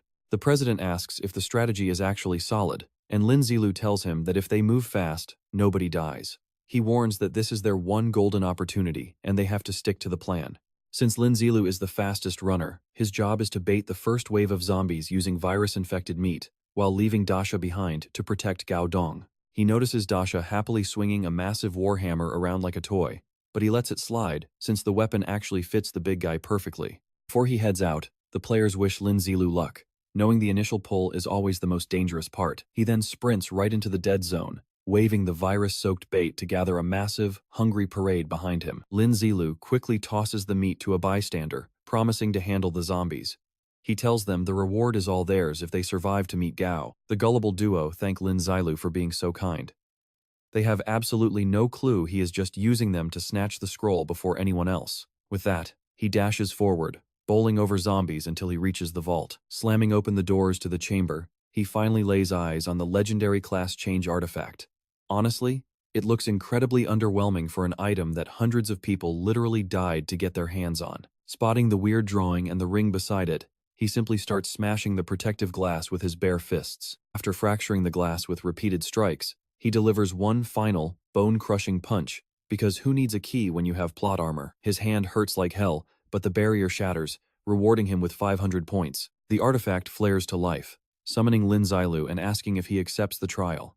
He hits accept, immediately getting sucked into the scroll itself. When the blinding light fades, he finds himself in a bizarre chamber surrounded by floating flames. He presses his palms against a glowing gateway, recognizing the layout from his memories. This is the spot. Without hesitation, he triggers the trial to begin his official class change. Ancient secrets are waiting to be claimed here, but first, he must survive 3 mysterious trials. Just like in his previous timeline, this test is absolutely brutal. Failure means instant death and total erasure, while victory grants him a massive level up and a powerful new class. But the system straight up lies to him, claiming failure has 0 penalties and he will be safely warped out. Instead, it unlocks the hidden Ancient Elders trial. The quest offers a legendary century-old inheritance and a rare silver-grade item as the ultimate prize. Something feels off to Lin Zilu. The Shadow Ghost class is strong, but not this legendary. He knows the Phantom Assassin is the true myth of the Dragon Continent, requiring class transfers at level 30 and 80, which does not match this weird system prompt at all. Highly suspicious, he demands to know the catch if he accepts, but the system stays dead silent. No answers? No problem. Lin Zilu accepts the quest anyway. The first phase places him on a massive stone staircase, requiring him to touch a glowing golden sphere to initiate the challenge. The moment his skin makes contact, a surge of raw energy wraps around him, warping his body to a blood-red dimension. He lands on a lone rock floating in the void. Looking down, he notices the ground is sticky, covered in a substance resembling thick tomato sauce. Suddenly, a massive swirling vortex opens up. Panic time. He recalls how, in his past life, he only survived this phase by fueling his raw hatred for Yao Jiguan, pathetically weeping on the dirt. But things are different now. He refuses to let rage control him this time around. Ignoring the sludge, staining his gear, he looks toward the distant exit portal and grins. He takes a deep breath, masters his boiling temper, and proves he is in total control. Just like that, the first trial is cleared. A robotic voice declares his success, telling him he can head back. Stepping through the gateway, Lin Zilu realizes the entire simulation was just a mind game meant to make weak challengers lose their sanity and terror. Now, he approaches the portal for the second trial. Last time, he blacked out before he could even finish it, making this his very first attempt at experiencing the full test. Dark whispers echo in his mind, urging him to surrender and warning that another blackout will lock him out of the final phase forever. But Lin Zilu tunes them out completely. Giving up is not an option. Having survived a previous life, he finally has a shot at reaching the end, and he's going all the way. Swearing never to be that weak kid again, he walks into the second challenge with his head held high, eventually stopping before a massive white door radiating a blinding light. For a second, it feels like the world is collapsing, but as the light fades, immense relief washes over him. He survived. This is what regression is truly about. 2 down, 1 to go. Lin Zilu braces himself for the third and final trial, and honestly, we'd all be sweating buckets, but this absolute madman is just grinning. He remembers this exact phase is where he got scarred in his past life. This time, he is going to make that bastard pay. Stepping resolutely through the portal, he enters the final arena. The system commands him to execute the Guardian, and Lin Zilu unsheathes his blade. Suddenly, his danger sense flares. He ducks just in time as a lethal projectile smashes into the stone wall right where his head was. From the shadows, a mysterious black cat slinks forward, purring that it has waited ages for this crazy game. Lin Zilu instantly recognizes the beast. This is the exact demon that mutilated his face before. Right on cue, he unlocks the omnipotence talent, allowing him to wield any weapon or gear within arm's reach. Shutting his eyes, he tunes out the world, focusing entirely on his blade and the quiet patting of paws. As the Guardian pounces, he tracks the sound and unleashes a blind, perfect slash. The blade connects, slicing directly across the cat's eye, a beautiful, poetic reversal of what the beast did to him in his past life. The wounded cat shrieks in agony, blood spraying everywhere. With a final strike, he slays the Guardian. Trial 3, cleared. And man, revenge is incredibly sweet. System alerts flood in, congratulating him on securing the Ghost Assassin scroll and leveling up. Yet, Lin Zilu looks around in confusion. Why hasn't he been warped out of this damp cave yet? Wondering if he is bugged, he climbs up the rocky walls. He quickly realizes this delay isn't a game glitch at all, but rather his broken cheat system pulling the strings. Opening his quest log, the truth hits him. The mission to unlock the scroll's actual, hidden potential is still ongoing. He hasn't even scratched the surface of its real power. Getting the physical scroll was just step 1. Now, he has to actually bind and absorb its raw energy. He prompts the transfer, and the system instructs him to prepare his soul to receive it. Glad he isn't just stuck in a bugged cavern, he asks where to go next. The system responds. A single, cryptic instruction remained completely silent. He wonders if this ancient item has the power to override his cheat system, but decides not to overthink it. It is time to trust the clue and keep moving. He never would have suspected an exit existed in this dead end without the tip. Searching the rocky wall, he spots a subtle hairline fracture that slowly connects into a strange pattern. The moment he traces the crack with his finger, it glows, revealing familiar cave murals of a bull and a bird. Suddenly, a massive tremor rattles the entire cavern, catching him off guard. He pushes against the heavy, engraved stone slab and realizes it is a hidden sliding door. Behind it lies a secret chamber housing a radiant scroll and a hovering orb.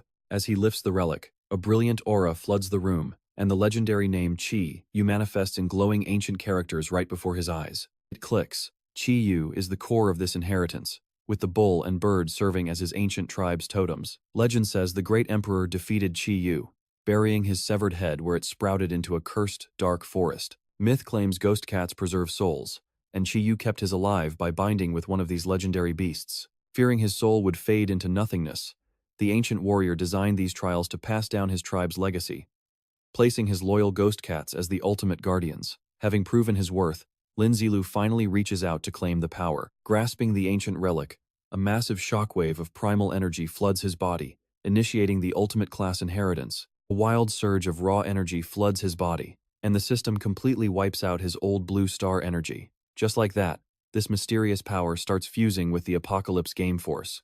Boom! The fusion succeeds, his class changes, and the game officially dubs him the Soldier Lord.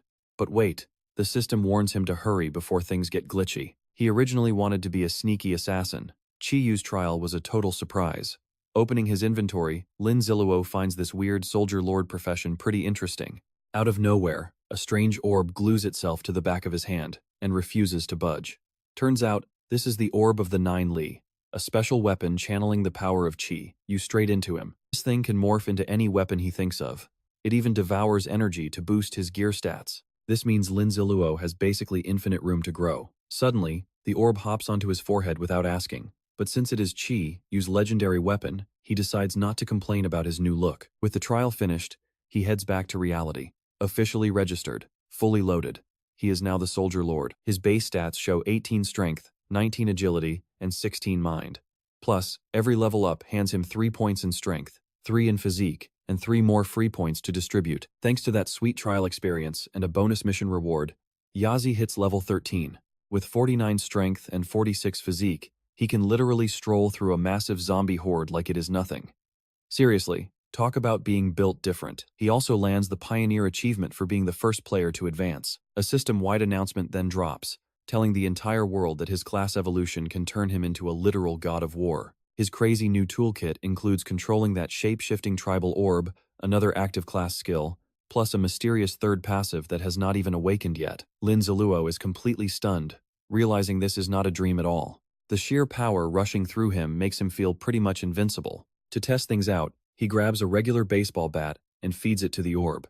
He hits the Devour option, and the floating orb glows brightly until it finally evolves into a shiny silver rank weapon. The item swells in size, showing a strange red glow inside, until the legendary 9 Li sword emerges. This silver rank blade boosts his strength by 4, his physique by 2, and breaks through 10% of enemy armor. It also grants him sword slash, dealing 120% damage, and a heavy slash that pumps his strength by 200%. Utterly impressed by the morphing trick, our hero admires the sharp blade before transforming the orb into a 9 Li bow and arrow. The bow adds 4 to strength and 2 to agility, packing 2 lethal skills.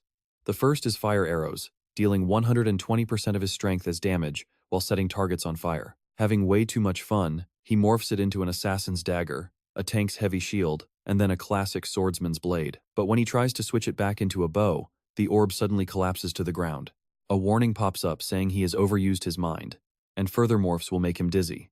That is when it clicks shapeshifting drains his mental reserves, and a wave of exhaustion hits him like a truck. Meanwhile, a server-wide broadcast alerts everyone that a player has officially reached level 10 and completed their class change. This tells other survivors they need to step it up, especially with Yazi taking the Pioneer title and all the juicy loot. Hearing another massive world announcement about this Yazi guy, the other players get visibly annoyed. Everyone recognizes his name, remembering him from the previous global system alerts. Suddenly, the low-level crowd feels this intense pressure to start grinding just to catch up to his ridiculous pace. To shake off the headache, Lin Ziluo chugs down a mind recovery potion, and the system immediately rings to congratulate him on his Pioneer achievement. He gets a clean 1,000 prestige points, 200 coins, 3 stat points, and 2 inventory slots. Checking the details, he finds out this unique Pioneer title boosts his attributes by 2. Get this, it also inflicts a brutal 5% stat debuff on every other player on the server. Knowing everyone will need a class upgrade before tackling the upcoming bronze rank boss, he decides to pull his silver rank class reward. What he draws is the Devil's Ghost Mask, radiating a dark energy alongside a spooky warning not to get corrupted by evil. Mask hides his stats and paralyzes anyone staring at it for more than 3 seconds with pure terror. Our hero immediately turns on the stealth effect, slips the mask on with a smug grin, and prompts the system to activate his special cheat. Usually, players can only equip a single ring, but his cheat ability lets him break that rule entirely. He bumps his ring limit up to 2, giving him a massive edge over ordinary players. For the moment, he keeps that second slot empty, waiting for the right ring to drop.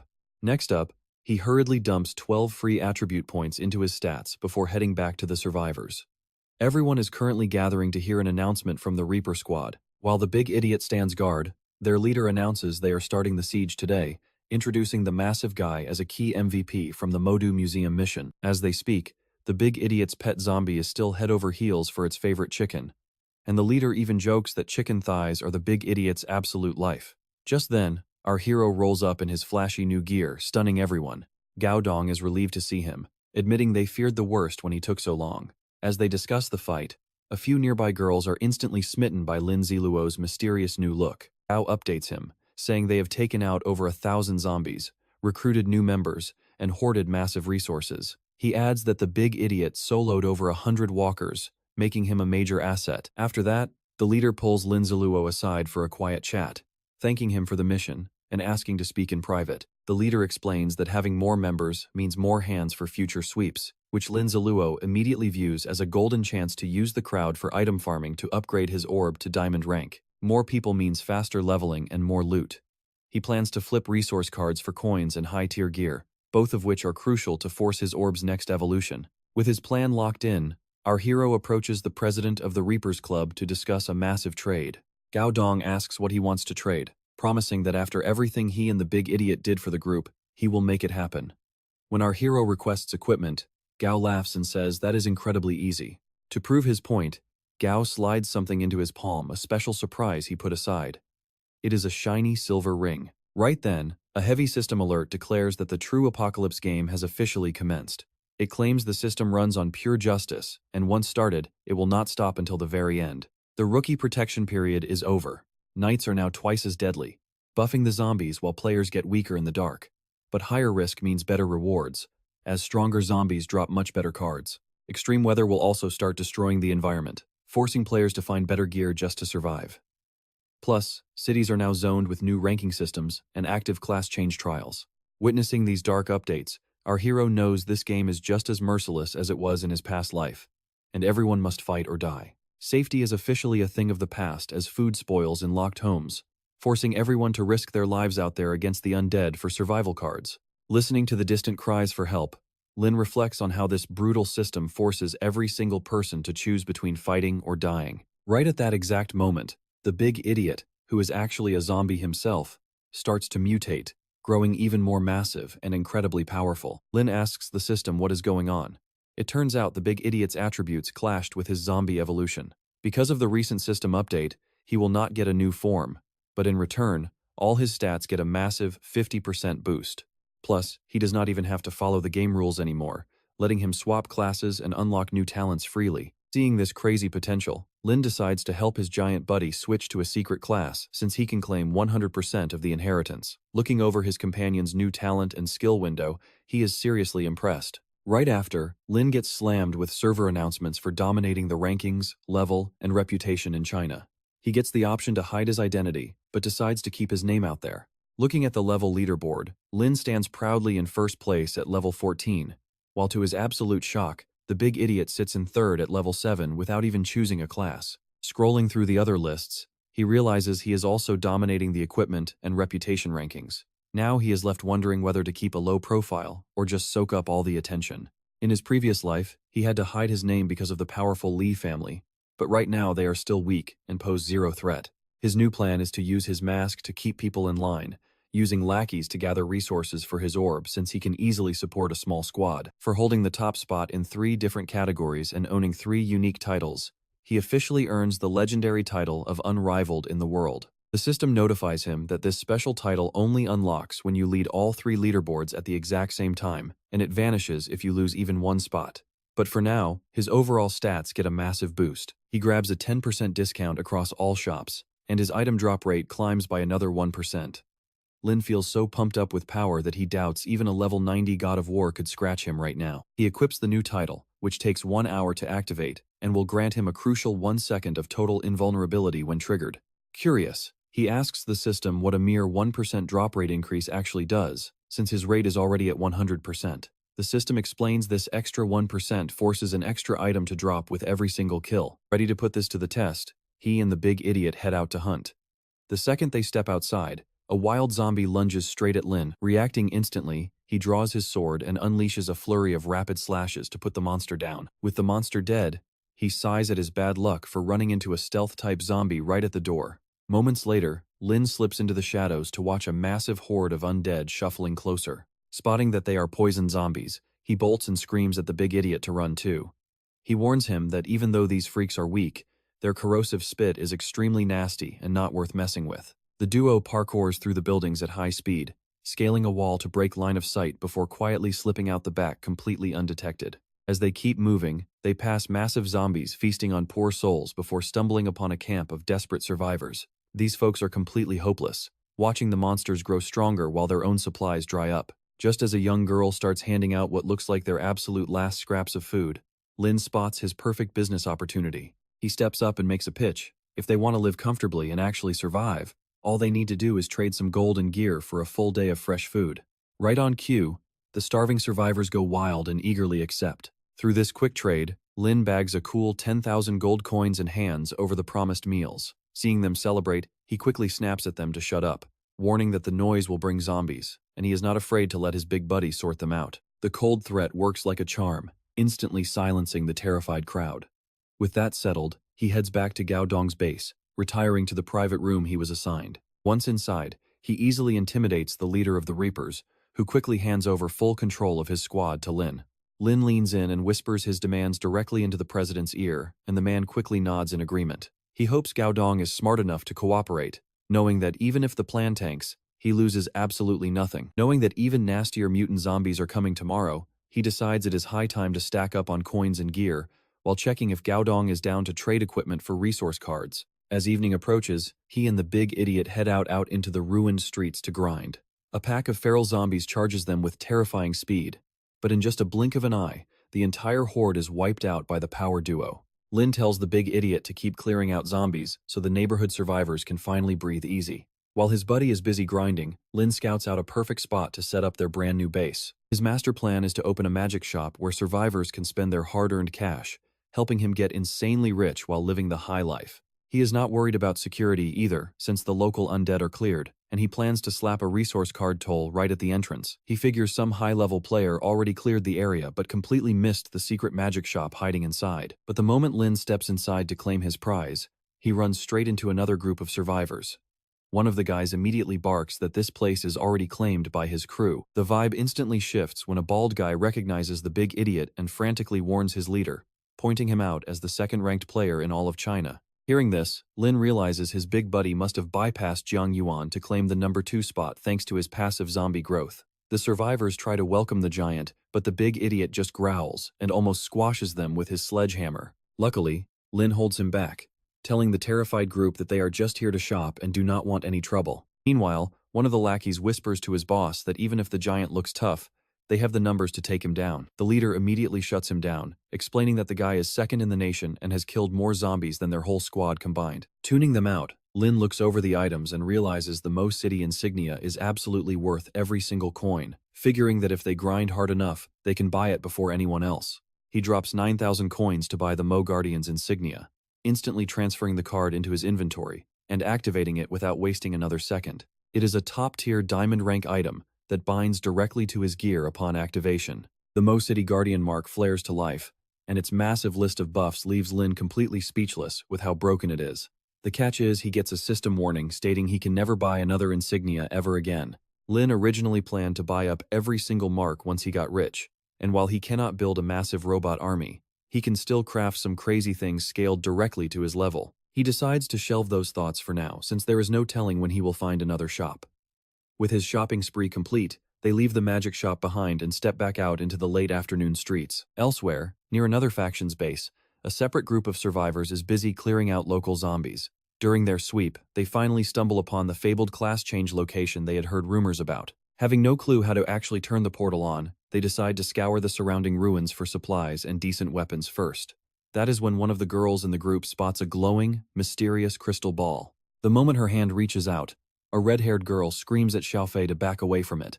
But she is way too late. Xiaofei touches the glass, triggering a massive explosion right in their faces. Everyone shrieks in panic as a strange energy barrier starts locking them in. Cooped up in dust, her annoyed friend mutters that she seriously needs to stop touching random junk in the apocalypse. Xiaofei blamed her bad luck. She really didn't mean to trigger the trap, promising to be careful next time. Right then, they decided to cut the chatter and find an exit. As they searched, the kid with the lantern suddenly screamed a warning about something creeping up behind them. Right on cue, a massive level 18 boss zombie crushed the entire group. Panic set in as they stared at the spiked, red-eyed beast. It barely took a moment for this giant monster to completely wipe out the whole squad. After clearing the field, the zombie boss sensed someone else stepping right into its barrier. The beast roared with absolute fury to scare them off, kicking up a thick cloud of dust. Up above, an onlooker scoffed at the squad, calling their instant defeat the ultimate price of stupidity. This guy warned his buddies not to touch random shiny things like those dead rookies did. Just then, Lindsay Luo and his big idiot companion strolled right up to the barrier. The three onlookers scrambled to hide behind a nearby pillar, keeping their eyes glued to the masked Lindsay Luo and his massive partner. One bystander wondered how these guys even survived here, resolving to watch them very closely. The spies quickly recognized the massive tank as the big idiot, China's rank 2 player, praying he would actually destroy the zone's boss. Their leader shook his head, pointing out that the dead squad was also pretty strong. There was no way this solo idiot could beat the beast alone. Still, they decided to wait and watch, secretly hoping the big idiot would get crushed so they could easily loot all his epic gear. But then, the big idiot suddenly let out a low grunt right in their direction. Lindsay Luo ignored the three amateurs, refusing to waste precious seconds on them. He recalled that the undead guardian of this class change zone was a massive Titangent-type boss. In his past life, an elite mercenary squad managed to take it down, though its true power remained a massive mystery to him. Lindsay Luo knew that conquering this apocalypse-protected boss would activate the class change station, trapping them inside the shield. Once 30 players entered, the barrier would lock down automatically, forcing everyone to fight. Even worse, any fallen players would be eaten, instantly boosting the zombie's power and level. In his previous life, this monster reached level 40, and now the battle was finally here. Reaching the activation device, they spotted fresh bloodstains and scattered resource cards. Since 30 players hadn't arrived to start the event, looting the area was fair game. As he grabbed the cards, our masked hero touched the magic device. The hidden trio watched in horror as Lindsay Luo activated the danger zone. The system announced that player Guy touched the spirit crystal, starting the class change mission in Mo City. Because only 2 players were present, the final reward received a massive boost. Suddenly, an alert warned that the sleeping boss was waking up. Instantly, his cheat system kicked in, optimizing the mission details. Turns out, these stations were built in major cities as a desperate defense against the zombie outbreak. Lindsay Luo chose the mage class, instructing the big idiot to take the warrior path. Right then, a colossal zombie with glowing red eyes towered over them. This bronze rank level 19 boss boasted insane strength and 2 terrifying skills. Lindsay Luo just laughed, noting its massive stats matched its ugly titan body. The beast clearly lacked real battle experience, whereas Lindsay Luo had slain countless undead and held the powerful Orb of 9 Lai. This was going to be easy, or so he thought. The hunt officially began as they locked eyes. He accepted the quest, featuring a strict 24-hour time limit and a rare silver rank item as the ultimate prize. The Titan thought it found a quick snack, but Lindsay Luo drew his 9 Lai bow and let loose a glowing purple arrow. It struck the arm, doing absolutely nothing. Unbothered, Lindsay Luo ordered the big idiot to charge. The giant swung his massive sledgehammer, but the Titan easily blocked the heavy blow with its beefy arm. But right on impact, thick ice rapidly spread across the giant arm. That was the secondary effect of Lindsay Luo's perfectly aimed arrow. With its arm completely frozen, the enraged beast unleashed a deafening, seismic roar. The intense sound wave hit Lindsay Luo like a truck, forcing him to his knees in pain. Rubbing his aching head, Lindsay Luo watched his giant companion rush the boss, only to receive a devastating punch to the gut. The Titan then yanked out the ice arrow, roaring in pure rage. Hours slipped by as darkness took over. The exhausting battle raged on, with the Titan swinging a massive hammer, while Lindsay Luo nimbly dodged every strike. Lindsay Luo summoned his magical bow once more, firing a rapid barrage of elemental arrows. They peppered the giant until a direct hit to the forehead finally drew blood. As the Titan crashed hard to the ground, our hero prepared his final, lethal shot. Lindsay Luo noticed the zombie used to be a builder, desperately trying to finish its work even while dying. Commenting on how foolish it was to ignore an opponent, Lindsay Luo let fly the final arrow. But the Titan shocked him, rapidly assembling a makeshift stone shield to block the shot. Annoyed, Lindsay Luo ordered his partner to activate Berserk mode. To trigger him, he lied and said the boss ate 5 whole roasted chickens while the big guy was knocked out. This absolute lie triggered the big idiot instantly, forcing him into a blind rage as he leaped onto the Titan. Meanwhile, Lindsay Luo repositioned for a clean shot. The 2 behemoths locked in a brutal wrestling match, desperately pushing each other. Finding the perfect vantage point, Lin Luo released a red energy arrow that masterfully struck the Titan boss squarely in the backside, and yes, you saw that right. Furiously violated, the Titan lashed out with a brutal punch to the big idiot's face before violently ripping the arrow from its rear. Lin Luo claimed it was a total accident, but the furious beast ignored him and charged. The big idiot intercepted, jumping onto its back to lock it in a tight chokehold. The giant broke free, but our hero already had another arrow lined up, landing it directly in the exact same sensitive spot. He offered a quick apology, driving the doubly violated monster into absolute madness. Unfortunately, the big idiot's rage expired, sending him into cooldown as he started shrinking. Lin Luo notched a handful of arrows and yelled for his buddy to take cover. Making use of his final seconds of boosted strength, the idiot landed a few rapid punches before his power faded. A massive cloud of smoke rose, completely blocking our hero's view. Pushed way past its limits by these humiliating attacks, the zombie activated its legendary bloodline to evolve into a silver rank boss, a massive upgrade Lin Luo never expected so early in the fight. Glowing runes carved themselves onto the Titan's face and chest, its crimson eyes shining with absolute malice. Stats skyrocketed, unlocking a legendary talent that boosted physical power, cut magic damage, and added a heavy stun effect to every single strike. Its active skills grew highly lethal, amplifying physical damage while draining opponent stats with every roar. Confronting a silver-rank Titan with a legendary talent just made this mission infinitely more difficult. Sure, the loot would be incredible, but Lin Luo genuinely wondered how they would survive this. The massive zombie charged straight at him, confident it could crush him like an insect. G grabs his bow and fires a rapid volley before the giant beast can close the distance. One arrow hits the Titan's arm, but the wound instantly regenerates. Realizing arrows won't cut it, Guy morphs his bow into the 9-leaf sword and leaps. He lunges forward, slicing deep into the monster. Meanwhile, his big idiot companion is completely useless, too busy stuffing his face with chicken to even care. Realizing he is completely on his own, Guy slaps down a summon card to call out a combat robot. Then he blows his horn, summoning a zombie cat to join the chaotic brawl. To finish the beast, Guy starts charging up his heavy slash skill, but as he focuses all his power, the Titan moves to crush him beneath a massive, heavy slam. Right as those giant arms come crashing down, Guy unleashes the slash. The massive strike cuts deep into the giant zombie, but the weapon's heavy recoil leaves him completely paralyzed for 2 seconds. Talk about a dangerous trade-off. The blow sends the Titan flying backward. Instantly, the summoned combat robot leaps into action, driving a hard knee strike straight into the staggering monster. Seizing the opening, the zombie cat pounces on the Titan, tearing a massive gash across its chest. Under the relentless assault, the giant boss literally starts sinking into the dirt. To top it off, G lands one more heavy slash. Still, he notes that controlling these summons with his mind is exhausting work. After a brief stun, the Titan shakes it off and lashes out again. Guy swiftly dodges, realizing the weakened giant is finally coming out of its berserk rage. Having survived its peak fury, Guy decides to end this head-on. He knows the Titan's punches will only grow stronger and stronger over time until they become completely unblockable. Running is not an option. He has already mangled the zombie's arm, which only makes its desperate wild swings harder to predict. It is time to go all out. As the Titan swings, Guy vaults right over the massive fist.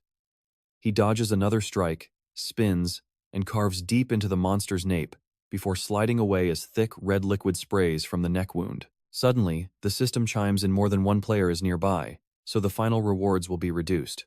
Guy is annoyed by the sudden penalty, but keeps slashing beside his loyal robot. Just as the massive beast hits the dirt, seemingly done for, Guy spots trouble. 3 players stroll into the boss area, casually telling each other to take it easy. These uninvited guests rushed over to hijack the rewards, with their leader fully believing he is about to become world famous for activating the very first class change. The girl warns them to move faster since Guy is already finishing the zombie off.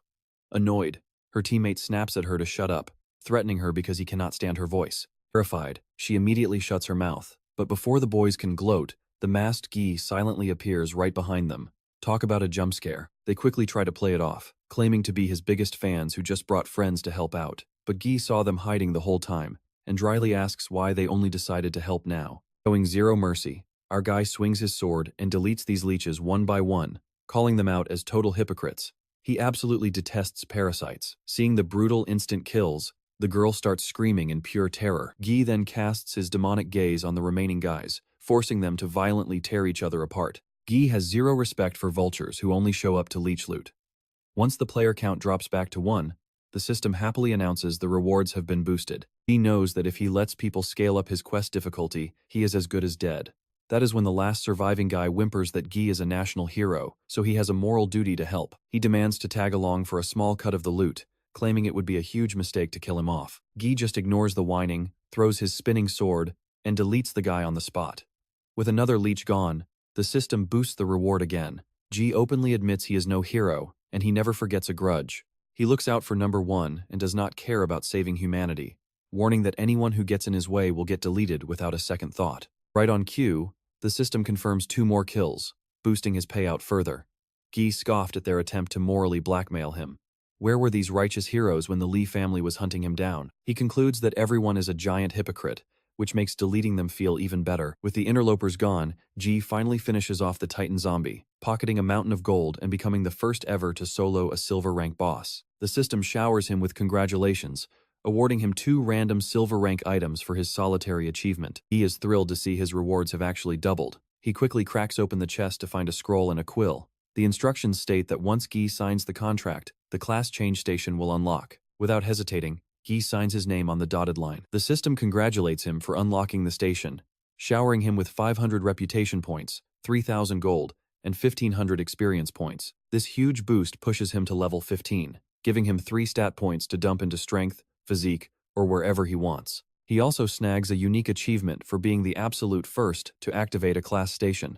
Guy wonders if this was the bonus the system kept bragging about. Hearing other players approaching to claim their own rewards, Guy decides it is time to move. He gives his big idiot companion a crisp slap to the face, telling him to eat faster. The sharp slap immediately wakes the lazy guy up, and the two set off on their way again. Nearby players watch a massive portal tear open in the sky. They panic, wondering if Guy actually won or if he just triggered some nightmare mechanism that will feed them all to high-tier zombies. Right on cue, a booming global announcement informs the world that Guy has successfully slain the first silver rank boss, earning legendary achievements and crazy loot. A second world alert urges everyone to learn from Guy's example. It announces that since the first class station is finally live, all players in Mo will receive double experience and double drop rates when hunting down zombies. Just then, a massive explosion rocks the area, shocking the crowd. But panic turns to absolute joy when they realize they are instantly leveling up. Suddenly, everyone is a Guy fanboy. The hype is so insane that players actually start killing each other just to farm gold and experience. Watching the chaos, a veteran recalls that just yesterday, 30 people died trying to unlock this very same station. Across the map, another player laughs, saying he knew Guy would never settle for just one broadcast. The guy wanted a whole triple global announcement. Meanwhile, a powerful regional leader notes that Guy was originally from their territory before fleeing to Mo. He confidently states that the prodigal son will eventually return to serve his true homeland. Far from the madness, Guy and his big idiot companion check their status screens. Guy sees he has hit level 16, with 12,000 gold and 6,000 reputation points. He quietly boasts that his progress has easily outpaced the entire beginner protection phase. Guy originally wanted to keep a low profile, but now that he is globally famous, he opens his class scroll again. The scroll reveals the legendary Overlord class, granting him absolute power to dominate the world. His stats automatically skyrocket, allowing him to dump all his remaining points straight into his mind stat. He also unlocks a level 1 auto loot skill, but thanks to his insane cheat system, the skill immediately upgrades to level 2. Talk about a free upgrade. These 2 new skills are pretty handy, and they'll definitely make things easier down the road. Even better, with the global drop rate doubled and his Jia Yi title adding another 1%, Lin Ziluo's total drop rate is now sitting at a crazy 201%. He also scores some sweet silver rank gear, a set of hidden battle armor and magic pants. The armor is built to counter mages by cutting magic damage by 10%, while the pants shave off another 5% and boost his mind stat. The second he puts them on, his total magic protection jumps to 15%, alongside a nice overall attribute boost. Since his agility and mind stats are lagging, he pumps some points into them, bringing both up to 40, while his other stats sit comfortably at 50. Next up, he cashes in the 2 lottery draws from his cheat system. The first pull gets him a strength potion, but honestly, he doesn't think it'll make much of a difference in actual combat. Basically, he thinks these drops are kind of trash, but who cares when you're rich enough to just buy whatever you want? Instead, he checks out his unique titles, one for defeating a silver rank boss, and another for being the first to change class. Staring at the rewards, he figures he used up all his luck just to get that Overlord class. So, getting average rewards after that isn't really a bad deal. He then decides to burn his 2 silver rank item draws, praying to every god he knows for some actual decent loot. The first pull is a scroll that lets him inherit his father's profession, boosting stats and making monster hunting a breeze. It seems pretty boring and useless right now, so he just tucks it away for a rainy day. Next, he pops open the golden chest, scoring a sweet inventory expansion along with extra experience points and coins. To top it off, he gets Hua Cheng's watermelon knife, a legendary gold rank weapon. It boosts his strength, physique, attack speed, and headshot damage, plus it comes with a special active ability. The knife itself is great, but the active ability is a total nightmare because he has to scream extremely cringe phrases to use it. No way he's doing that, so he feeds it to his orb. There's absolutely zero time to slack off with only 24 hours left on the clock. Determined to grind through the exhausting pain, he chugs his recovery potion. Right on cue, the big idiot shows up. Our hero tells his pet zombie that he'll weaken the monsters and let him secure the kills. And as a little motivation, he promises him a delicious roasted chicken for every 20 zombies he takes down. The promise of food instantly gets the big idiot hyped for the grind, and our hero summons his weapon, the 9-Li orb. He shapes the orb into a sharp sword just as a massive bloated zombie rushes him. With one quick slash, he puts the beast down, scoring 3 sweet rewards for killing the level 6 heavy zombie. To speed things up, he tells the big idiot to smash his hammer into the floor. The big guy obliges, and the loud crash immediately draws in massive hordes of undead. Just like that, our boy starts cutting down level 7 zombies one after another, racking up coins and points. Meanwhile, across town, some players checking the leaderboards notice that Jia Yi's top gear is actually a diamond-class outfit. Seeing the insane quality of the gear, the leader of the Han family figures Jia Yi got it by slaying that silver-rank boss. Li Haobo's father sternly warns a young family head to take things seriously when the kid says he wants to meet Jia Yi. But the cocky teen just snaps back, telling the old man to stop nagging because none of them are any better than him. He even calls Li Haobo a weakling who won't survive this apocalypse. The older man ignores the jab and focuses back on the main issue, Jia Yi. He admits he has never heard of this guy before, and it's wild how an absolute nobody managed to become the strongest player in China in just a couple of days. The plan is simple.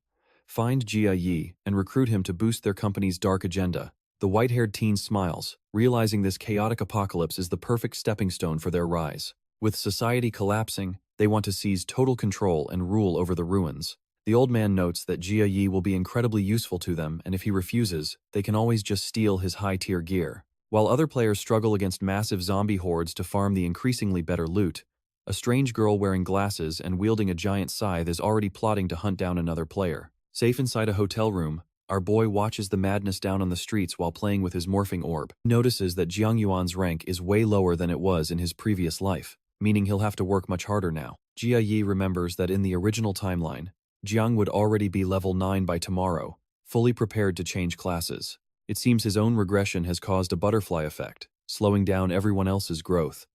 But with his current power level and plenty of time, he is ready for absolutely anything. Jia Yi starts pulling items from his pack to upgrade them when a foul stench suddenly fills the room. Gagging, he asks the big idiot if he just farted. The smell is so toxic that he decides to treat himself to a rare, luxurious monthly bath. Once he's out, his zombie buddy wants to clean up too, but Jia Yi tells him it's way past bedtime. He remembers how in his past life, people got so used to the constant danger that they literally forgot how to bathe. Soon, the two of them pass out, sleeping peacefully through the night. But in the dead of night, the toilet suddenly flushes on its own, and a disgusting zombie rat crawls right out of the bowl. Jia Yi wakes up and comes face to face with the giant, mutated rodent as it leaps straight at him. But of course, he deals with it effortlessly, slicing the oversized pest cleanly in half with a single swing. Unfortunately, this is just the tip of the iceberg. Within seconds, a massive tide of zombie rats starts pouring out of manholes across the entire city, terrorizing street players who get easily torn apart while trying to run. The rodents trigger pure chaos and eventually start scratching frantically at their hotel room door. Our hero realizes this isn't some random pack of rats, it's an unannounced monster horde. Suspecting another butterfly effect from his rebirth, he decides to scout the area to assess the threat. Surprisingly, when he looks down, the streets seem relatively quiet. Jia Yi watches a bit longer, wondering if he's just being paranoid.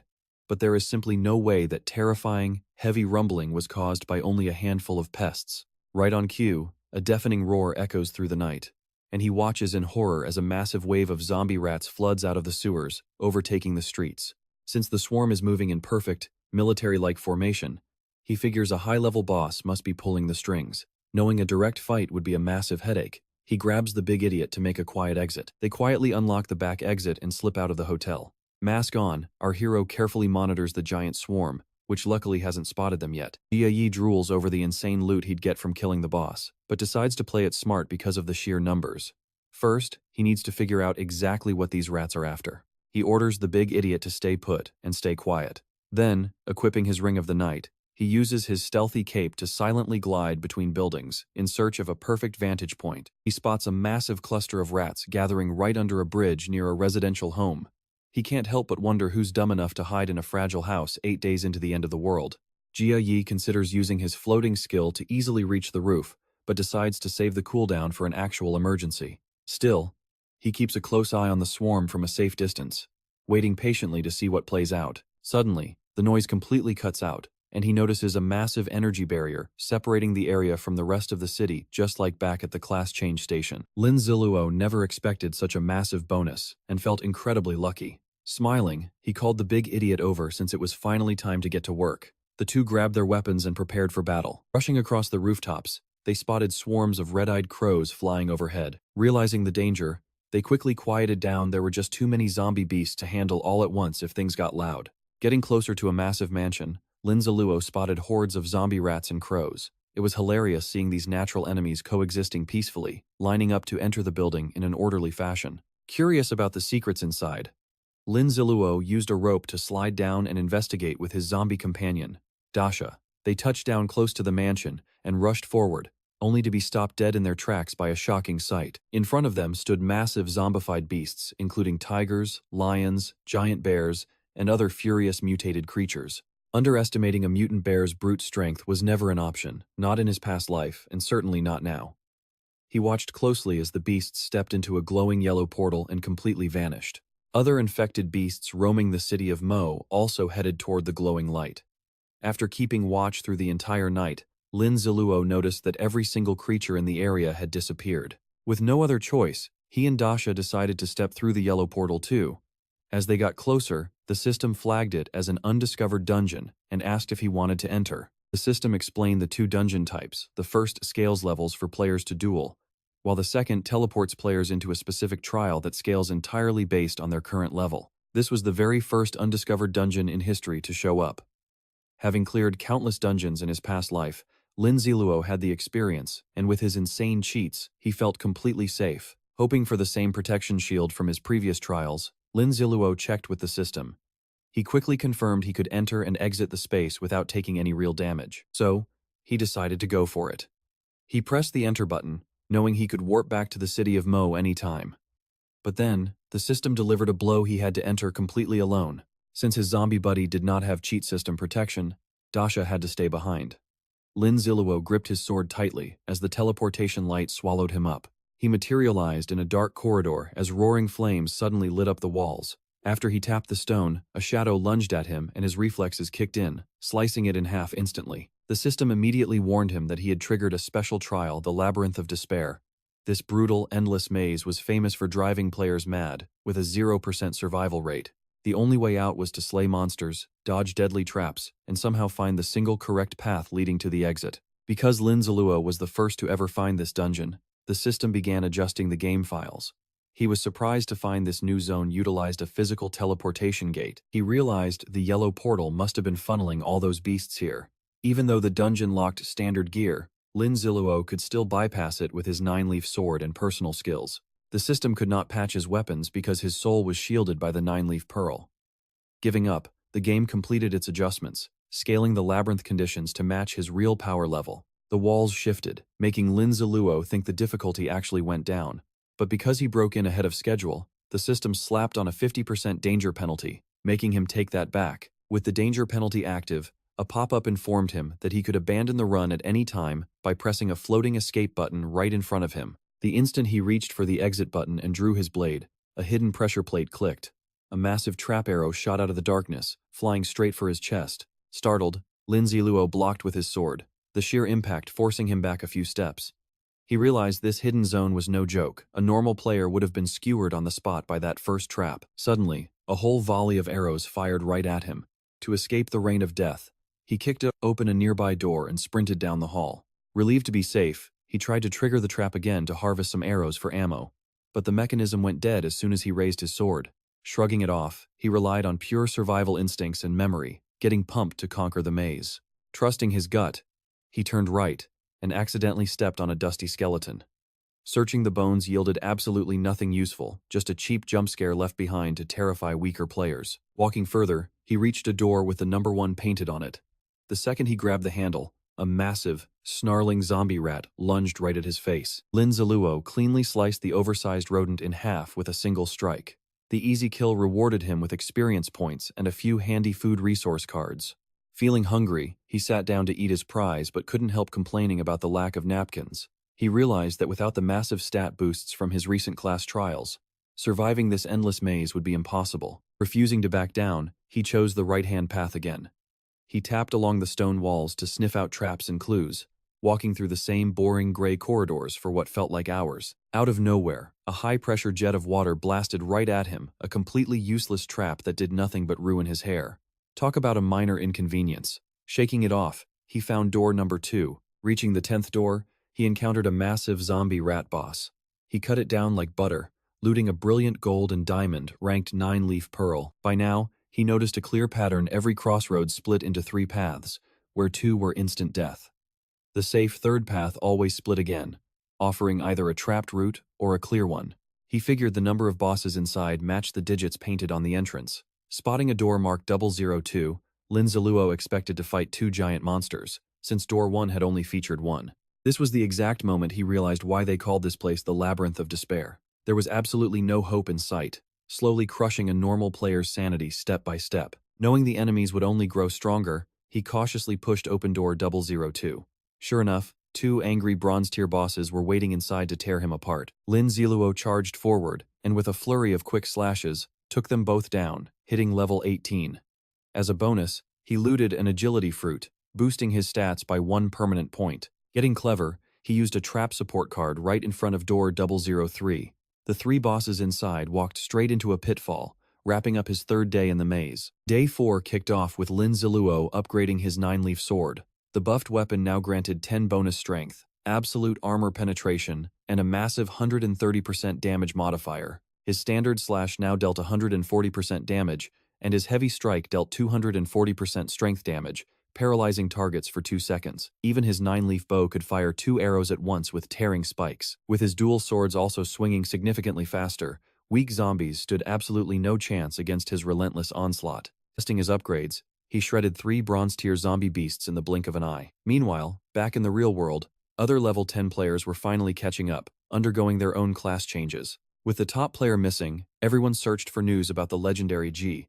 However, his name remained locked at number 1 on the global rankings, meaning he was still alive and grinding somewhere. Deep in the labyrinth, Lin Ziluo kept carving through zombie beasts, feeling his newly buffed strength. The mindless slaughter went smoothly until one of the creatures suddenly exploded on death, catching him completely off guard. The system confirmed he had just vaporized a level 9 zombie rat boss, showering him with experience. But just as he went to grab his bronze reward chest, 2 massive beasts lunged at him from behind. But in just a split second, Lin Ziluo wipes them both out like it is nothing.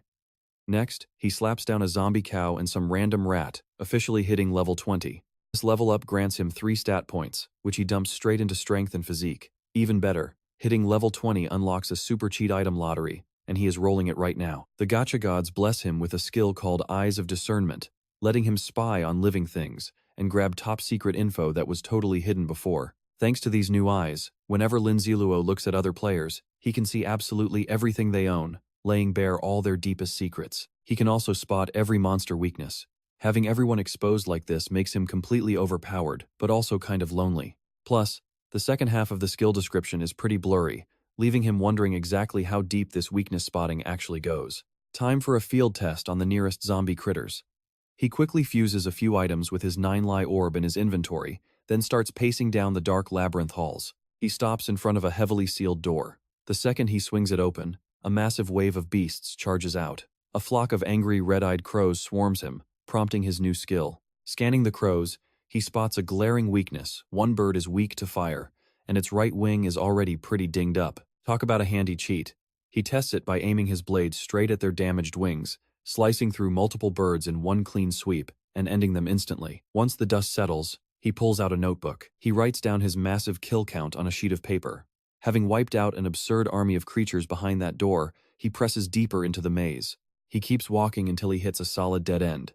Just to be absolutely sure, he whacks the stone wall with his sword to check for any hidden triggers. Guided by the yin-yang map, our hero creeps forward. The eerie silence is honestly pretty unnerving, but knowing the exit is close, he keeps scanning for the right path. Out of nowhere, a massive stone door carved with dragons slams down from the ceiling, trapping him. Stuck with no other choice, he steps through the giant, creepy portal. Inside, a massive red orb is spinning in place.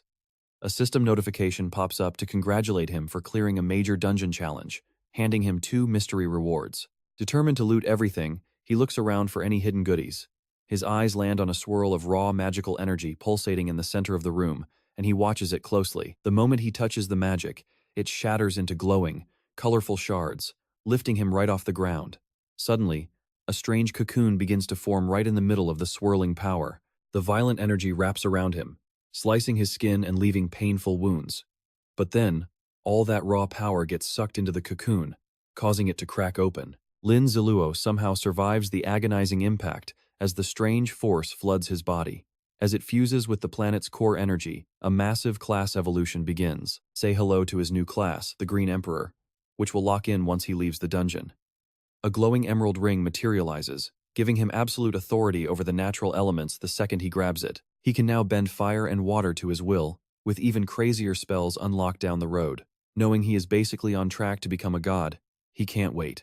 Immediately after his upgrade, the sketchy dungeon starts collapsing around him. Realizing it is time to go, he quickly hits the button to exit the labyrinth of despair. Back outside, he checks his phone and gets a massive shock he was locked in that dungeon for 2 whole weeks.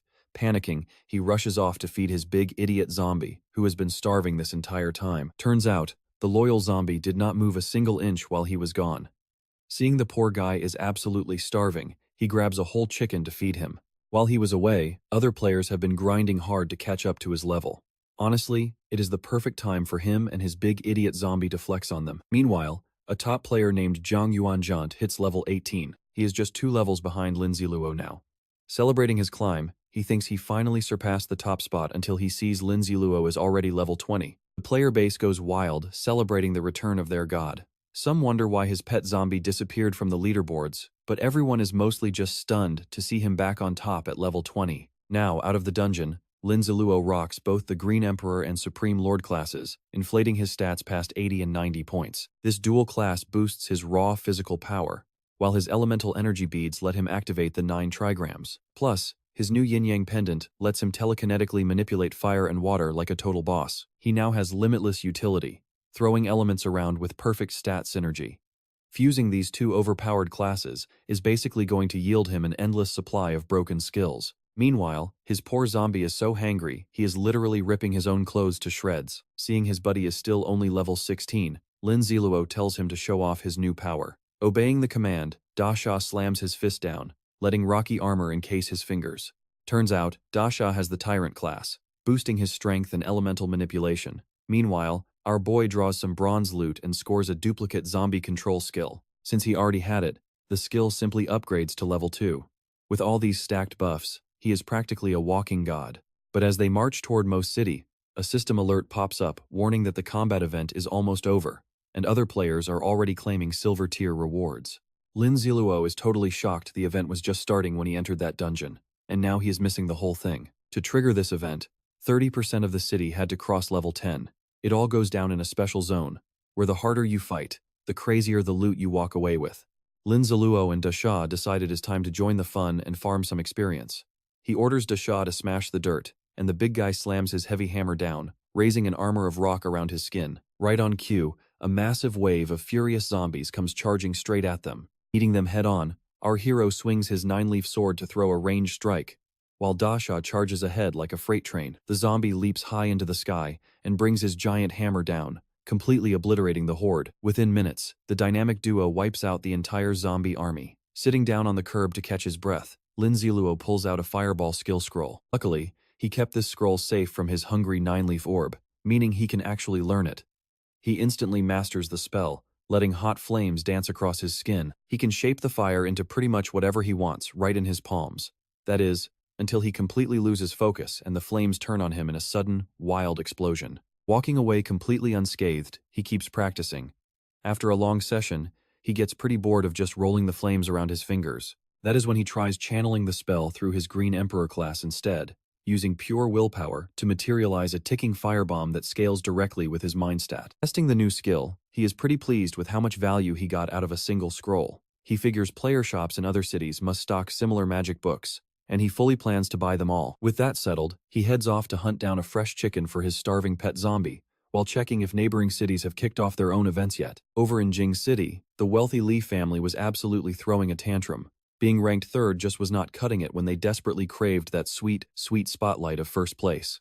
A scout reported they could easily slide into second, but warned them about the mighty Jiang Yuan. When the boss asked if they needed to fight to the death, the scout sweated, pointing out that Jiang Yuan basically has an entire army. Still, he tried to play it cool, reminding the boss that their three families stood united. Surely Jiang Yuan would be smart enough to avoid starting a massive war with them. Sick of all this hesitation, the grumpy Li family head demanded they seize first place by any means necessary. The loyal soldiers immediately saluted, ready to play dirty if they had to. As they filed out, the chief pulled his top guy, Shi Jingshan, aside for a secret mission. He needed him to investigate why Rongjian was not on the rankings yet, and while he was at it, permanently deal with Jiang Yuan. Shi Jingshan nodded, fully understanding the assignment. He mentioned he needed to grab some top-tier gear first. After he left, the family head still felt totally uneasy, sensing that something was deeply wrong with this whole setup. Obsessed with finding Hao Bo to restore his family glory, he marched into his study. He slid a classic vase aside, opening a secret passageway behind the bookshelf, and vanished into the hidden depths of his mansion. Meanwhile, back in Mo City, our boy Lindsay Luo was busy roasting zombies with casual fireballs. One cheeky monster tried to sneak attack him from behind, but his main character senses tingled just in time. Spinning around with his sword ready, he delivered a clean, satisfying slice to delete the threat. This quick kill bumped him up to level 21, giving him 4 precious attribute points to play with. He dumped them all into his mind stat to supercharge his spell power. With that sorted, Lindsay Luo and his big buddy Dasha got back on the road and quickly reached the very edge of Mo City. Turns out, the exit to the outside world was blocked by a massive border wall that required waiting. But who has time for that? Lindsay Luo just whipped out his special key and shattered the blue barrier like glass. Staring into the pitch-black void on the other side, he guessed it was some sort of hidden checkpoint. Shrugging it off, he gestured for Dasha to follow him right on through. Stepping into the void, they found themselves in a totally blank, empty room. Suddenly, a system warning popped up, telling them they had broken the rules and were about to be sent right back to where they came from. Seeing a golden opportunity for free fast travel, Lindsay Luo asked to be sent straight to Jing City instead. He argued that the next big event was there anyway, so why make them walk? To their absolute delight, the system actually approved the request. It announced that both players were now being teleported directly to the border of Jing City. They let out a sigh of relief as they landed, only to find the border swarming with a massive horde of flesh-eaters. Without missing a beat, our hero unsheathed his 9-leaf sword. Dasha grabbed his trusty sledgehammer, and the two went to town on the undead. They mowed down mountains of monsters, chugging stamina potions like energy drinks to keep the momentum going. Thanks to this absolute massacre, our main character finally hit level 22, grabbing 5 more attribute points. But their celebration was cut short by a terrifying roar, forcing them to run for their lives from an insanely fast horde chasing them down. To escape, the two dove down a nearby manhole and slammed the heavy lid shut.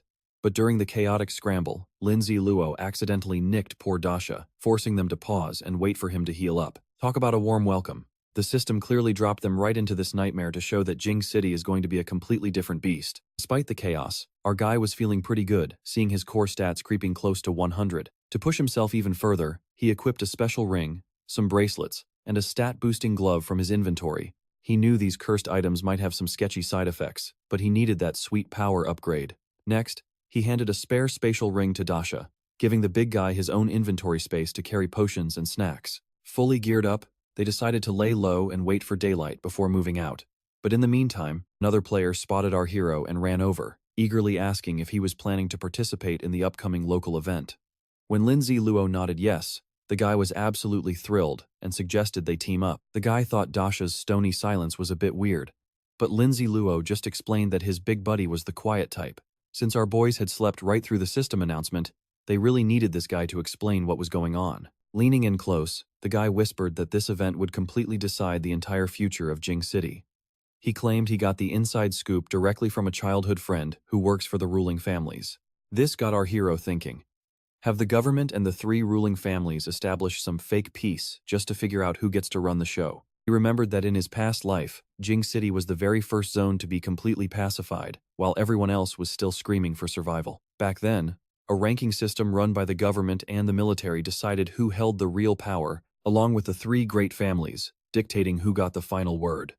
If history is repeating itself now, he knew exactly how to play this. Still, he found it pretty fishy that low-level guards knew such top-secret intel, suspecting that some sort of trap was being set up.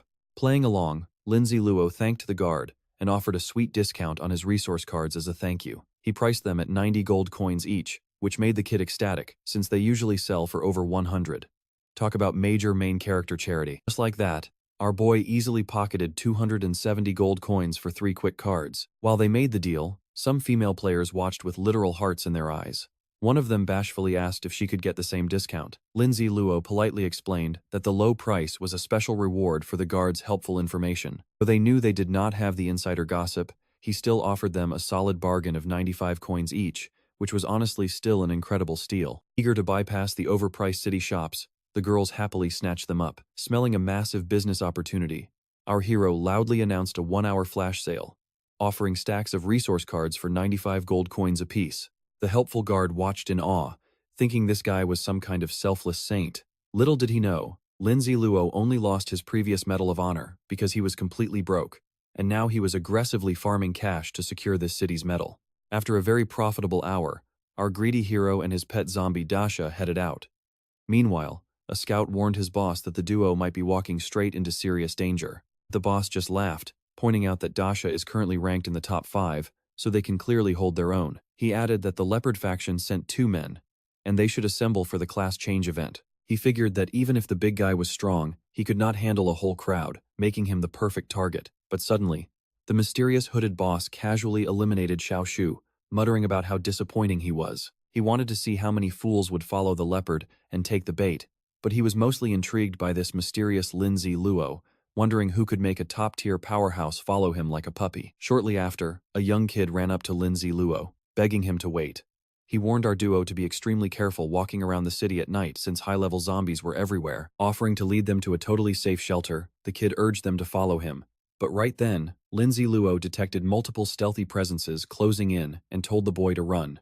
He called out to the shadows, telling them that if this was a robbery, they should hurry up because he had a busy schedule. He counted 32 class-changed players surrounding them.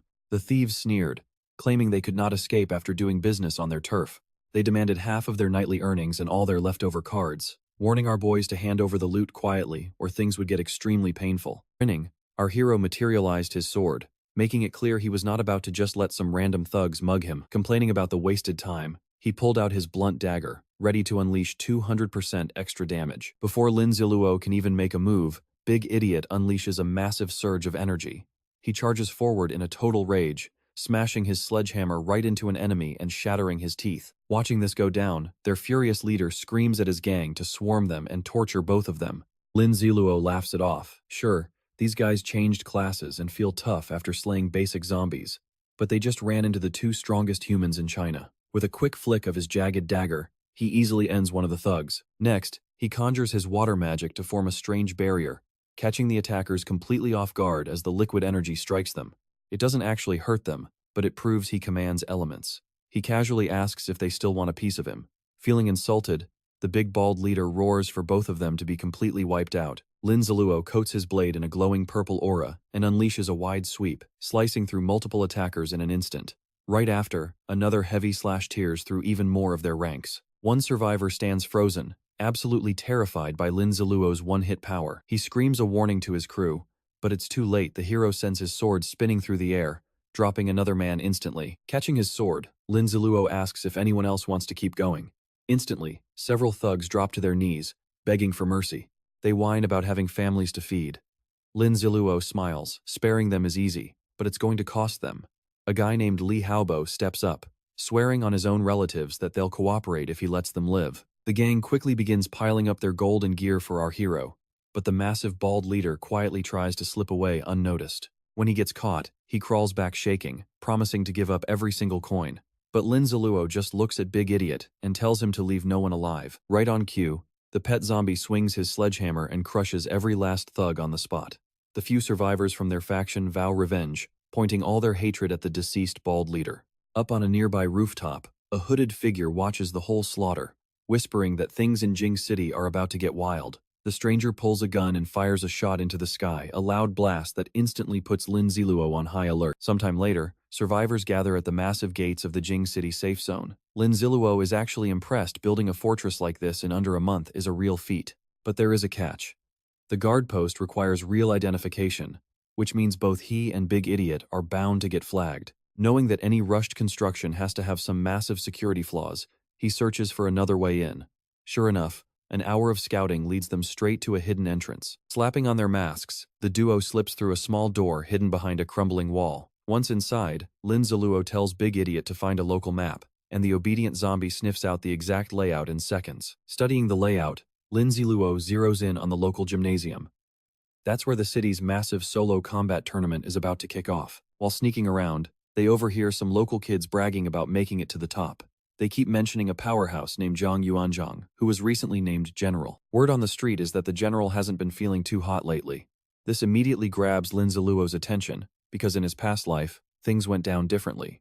Zhang Yuanzhang actually finished in third place, despite being the highest level player around. But the kids laugh it off as a fake rumor cooked up by whoever is running the betting rings. To prove his point, one kid bets 500 gold coins that the general will take first place. Sensing an absolute gold mine, Lin Ziluo steps up and asks where the local bookie is. They point him toward a red building right across from the gym, explaining that the betting game is run by the three major ruling families. Lin Ziluo thanks them and dashes over to the red building with Big Idiot. With only 3 hours left before the tournament starts, it is time to make some serious money. They skip the massive queue and head straight to the counter, demanding to see the betting slip options. Lin Ziluo asks for the exact payout odds on General Zhang taking first place. The spectacled bookie tells him the odds for a first-place win are only 1.2. Lin Ziluo immediately smells a rat. They are using the general's fame to skew the betting pool. Instead, he decides to bet that Zhang Yuanzhang will finish third. The bookkeeper is absolutely stunned by the bizarre request, but our hero locks it in, dropping 20,000 gold coins on it. A guy behind him whispers that if this crazy bet somehow hits, he will walk away with 60,000 gold coins. Of course, the crowd thinks the general is invincible, laughing that he's throwing his money away. Unfazed, Lin Ziluo takes another 20,000 gold from Big Idiot's pockets and places the exact same bet. The vendor is completely speechless, seeing someone waste 40,000 gold on such a massive gamble. Our hero just shrugs and tells him to hurry up because the games are starting. To speed things up, Big Idiot gives the man a terrifying glare, forcing him to print the slips immediately. Armed with their golden tickets, the duo heads straight into the arena. Moments later, the system announces that a player named Lin Ziluo has registered for just 10 paltry coins. The massive coliseum quickly fills with roaring spectators as the fighters gather in the waiting lobby. Slipping into the crowd of warriors, they spot Zhang Yuanzhang carrying a massive broadsword on his back. Then, right at 2 in the afternoon, the combat tournament officially kicks off. Right off the bat, one arrogant fighter mocks his rival, sneering that his hand slipped when he accidentally murdered the guy's best friend. This completely infuriates Chen Shou, the leader of the Leopard Gang, causing a dark aura of raw power to explode around him. Seeing this, his opponent with the massive sledgehammer tells him to chill. Watching the drama unfold, Lin Ziluo decides he will be the one to personally defeat the hammer wielder. Meanwhile, Big Idiot is staring at that giant weapon like a kid in a candy shop. Noticing his buddy's drooling face, Lin Ziluo promises he will snatch that hammer for him later. He also knows that once this match wraps up, it will finally be his turn to fight. The arena crowd starts gossiping, easily recognizing the leopard leader and identifying his opponent as the infamous Shi Jing from the powerful Li family. Everyone starts cheering for the Li family warrior, assuming the leopard boss has absolutely zero chance. Lin Ziluo just sighs at how easily crowds are swayed by hype and short memories, with pure hatred burning in their eyes. The match finally begins. Right out of the gate, Shi Jing activates his meteor skill, slamming his heavy weapon into the arena floor. The shockwave sends the leopard leader flying backward as Shi Jing calls him pathetic. Without wasting a single second, the Li family brute leaps through the air with a savage grin. Shi Jing holds the demonic war body talent, a beastly skill that spikes his base stats and turns him into a killing machine. He channels every ounce of that power into his next strike. Amazingly, the leopard leader survives and rolls out of the way, leaping directly behind the giant hammer user. Mid-air, he slashes out with his sword, managing to chip away at the giant's heavy armor. But before he can even land, Shi Jing swings his hammer in a terrifying arc, landing a direct hit. The brutal impact sends the young leader crashing away in absolute agony. The beaten fighter collapses onto the dirt, and just as Shi Jing raises his hammer to finish him, the referee,